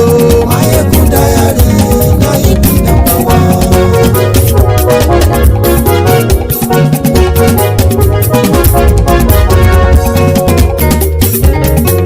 Àní ẹ̀sùn ràkì. Maiyegun ti dé. Maiyegun ti dé. Ọ̀jẹ̀lú ẹ̀sùn ràkì. Maiyegun ti dé. Àní ẹ̀sùn ràkì. Maiyegun ti dé. Lórí Facebook. Maiyegun ti dé. Àní ẹ̀sùn ràkì. Maiyegun ti dé. Lórí YouTube. Maiyegun ti dé. Àní ẹ̀sùn ràkì. Maiyegun ti dé. Bọ́ bàbá gbé wúrẹ́. Maiyegun máa wí. Àní ẹ̀sùn ràkì. Maiyegun ti dé. Ijó ìgbádìyẹ. Maiyegun máa wí. Àní ẹ̀sùn ràkì. Maiyegun ti dé. Pẹ̀sìdó bá rúfin o. Maiyegun máa wí. Àní ẹ̀sùn ràkì. Maiyegun ti dé. Kí gómìnà kówó jẹ. Maiyegun máa wí. Àní ẹ̀sùn ràkì. Maiyegun ti dé. Ọlọ́pàá ti ń darí bá. Maiyegun máa wí. Àní ẹ̀sùn ràkì. Maiyegun ti dé. Aṣòfin tí ń rúfin o. Maiyegun máa wí. Àní ẹ̀sùn ràkì. Maiyegun ti dé. Òkúra olóṣèlú. Maiyegun máa wí. Àní ẹ̀sùn ràkì. Maiyegun ti dé. Ọ̀jẹ̀lú ẹ̀sùn ràkì. Maiyegun ti dé. Àní ẹ̀sùn ràkì. Maiyegun ti dé.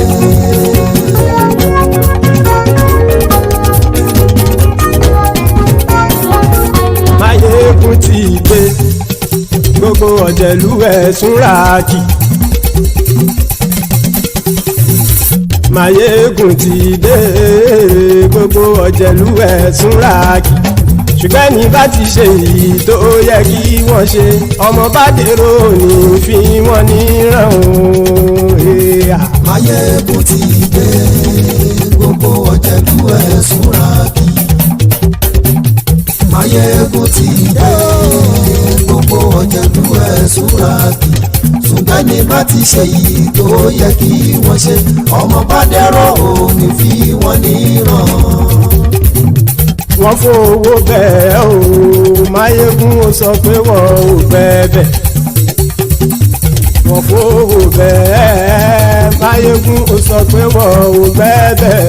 Oníkan ṣáàtì ṣe èyí tó yẹ kí wọ́n ṣe fáwọn ará ìlú tó gbé wọn débẹ̀ o. Maiyegun ti dé. Gbogbo ọ̀jẹ̀lú ẹ̀sùn ràkì. Maiyegun ti dé. Gbogbo ọ̀jẹ̀lú ẹ̀sùn ràkì.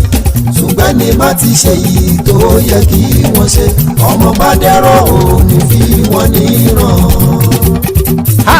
Kì máa yí ṣeré ọ̀rọ̀ yìí kì í ṣẹ̀fẹ̀. Kì máa yí ṣeré ọ̀rọ̀ yìí kì í ṣẹ̀fẹ̀.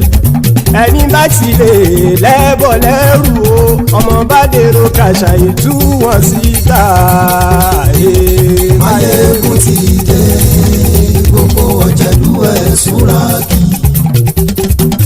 Maiyegun ti dé gbogbo ọ̀jẹ̀lú ẹ̀ súnra kí. ṣùgbọ́n ní bá ti ṣe yìí tó yẹ kí wọ́n ṣe ọmọ bá dẹ́rọ̀ ò ní fi wọ́n níran. tẹnitẹni ọmọ Maiyegun ọ̀rẹ́ ara ìlú mọ̀mọ́ ni mo fọlọ́run sọ ẹ̀ bá kìlẹ́bù lóòótọ́ olódodo ìlú ọ̀tá ìlú mọ̀mọ́ ni ìwọ ṣá máa ń ṣọ́ra kò sì mọ́ bẹ̀rù bọ́tà ń lè rí bóníṣègùn lé káwọ́ mọ̀mọ́ fi ṣera wọn ni ó ti dẹrùn tí wọn ò gbọ́dọ̀ sì mọ́ bẹ̀. èèpo ọ̀gọ̀ lọmọ bá dérò tàjẹ́ ò gbọ́dọ̀ jẹ́ ó ti dọba lórí àbínú ẹni kò sì mọ́ bùyà àìsíwọ́lu ní ẹnìkẹ́ ìgbódì ẹyin lábàrá o ó kó ẹni tó bá dán wò á kàmù. Maiyegun ti dé gbogbo ọ̀jẹ̀lú ẹ̀ túnra kì. Maiyegun ti dé gbogbo ọ̀jẹ̀lú ẹ̀ túnra kì o. ẹni bá ti ṣe yìí tó yẹ kí wọ́n ṣe ọmọ bá dèrò òní fi wọ́n níran o. Maiyegun ti dé gbogbo ọ̀jẹ̀lú ẹ̀ súnra kí. Maiyegun ti dé gbogbo ọ̀jẹ̀lú ẹ̀ súnra kí. ṣùgbọ́n ní bá ti ṣe yìí tó yẹ kí wọ́n ṣe ọmọ bá dẹ́rọ̀ ò ní fi wọ́n níran.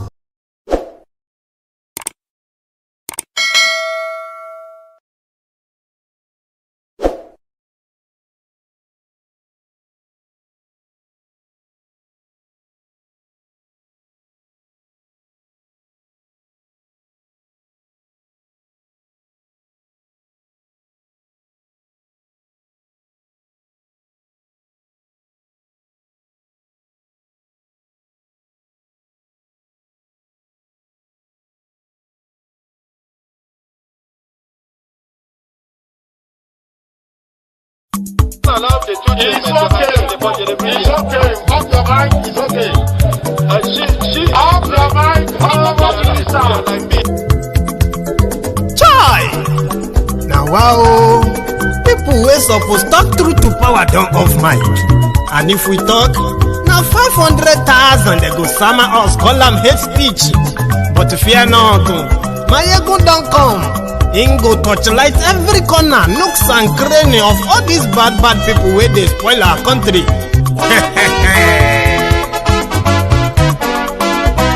So my people make we laugh, yo yo.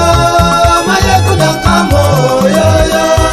My people make we shout, oh yo yo. Maiyegun don't come, oh yo yo. Maiyegun don't come, man of the masses, oh yo yo. Maiyegun don't come, oh yo yo. Politico, Maiyegun don come, this one not the off in mind. Maiyegun don come, and in the touch like every corner. Maiyegun don come, okay, some people be they holla say they want the power. Chai, them be promise us say we go get light and power. Them hustle sote they can't get the power. But now they know they do anything with the power. Every day, dollar just they get the higher power over naira. See them talk say make we off mind, but thank God say Maiyegun don't come. So my people make you ladder, oh, yo yo. Maiyegun don't come, oh yo yo. My people make we shout, oh yo yo. Maiyegun don't come, oh yo yo. Maiyegun don't come, man of the masses, oh yo yo. Maiyegun don't come, oh yo yo. Maiyegun diary Politico, oh yo yo. Maiyegun don't come, oh yo yo. This one not the off in mind, oh yo yo. Maiyegun don't come, oh yo yo. Person where they do evil, no one make person talk. Them say that Maiyegun, that man too they talk. He too they talk. Say Maiyegun diary, he they hot like pepper. But every day then they take money in bulk. Woman picking, they the street they hawk. Still them talk say make we no talk, but thank God say Maiyegun don come. So my people make you loud, oh yo yo.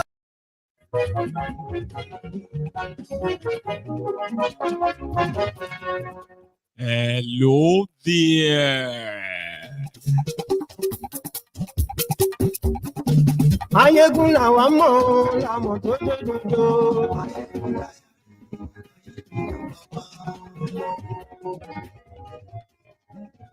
Maiyegun làwa mọ̀, làmọ̀ tó dòdòdò. Good morning to you. Ọ̀rẹ́ ara lórí Facebook. Good afternoon to you.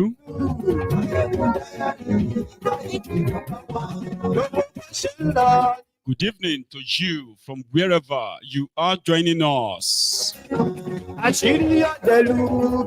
This is Maiyegun Live.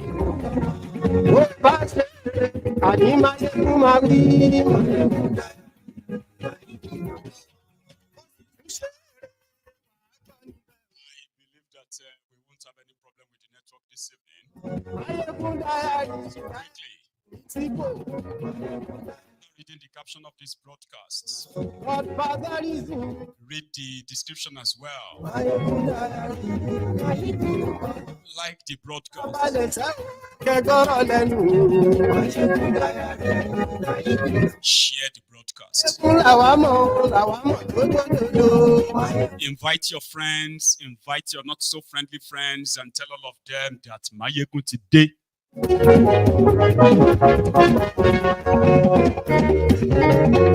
Àní ẹ̀sùn rákì.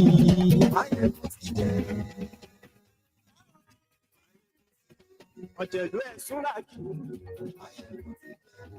Àní ẹ̀sùn rákì.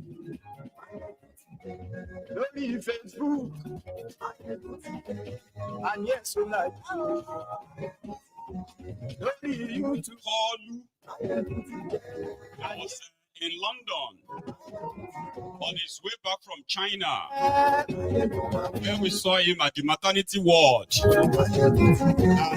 where he appeared like almost a nobody. He came here for a medical check. Barely about 3 weeks ago. He was in Nigeria yesterday reading lies to millions of the Nigerians who watched him. He is now back in London. He said he is here for annual leave. What the hell is that? But we know he is here for a follow-up. I am curious, by the way, because Kolu usually have his own medical doctors in France. American hospital in France. Why is he now turning to London using Bukwari's same doctors?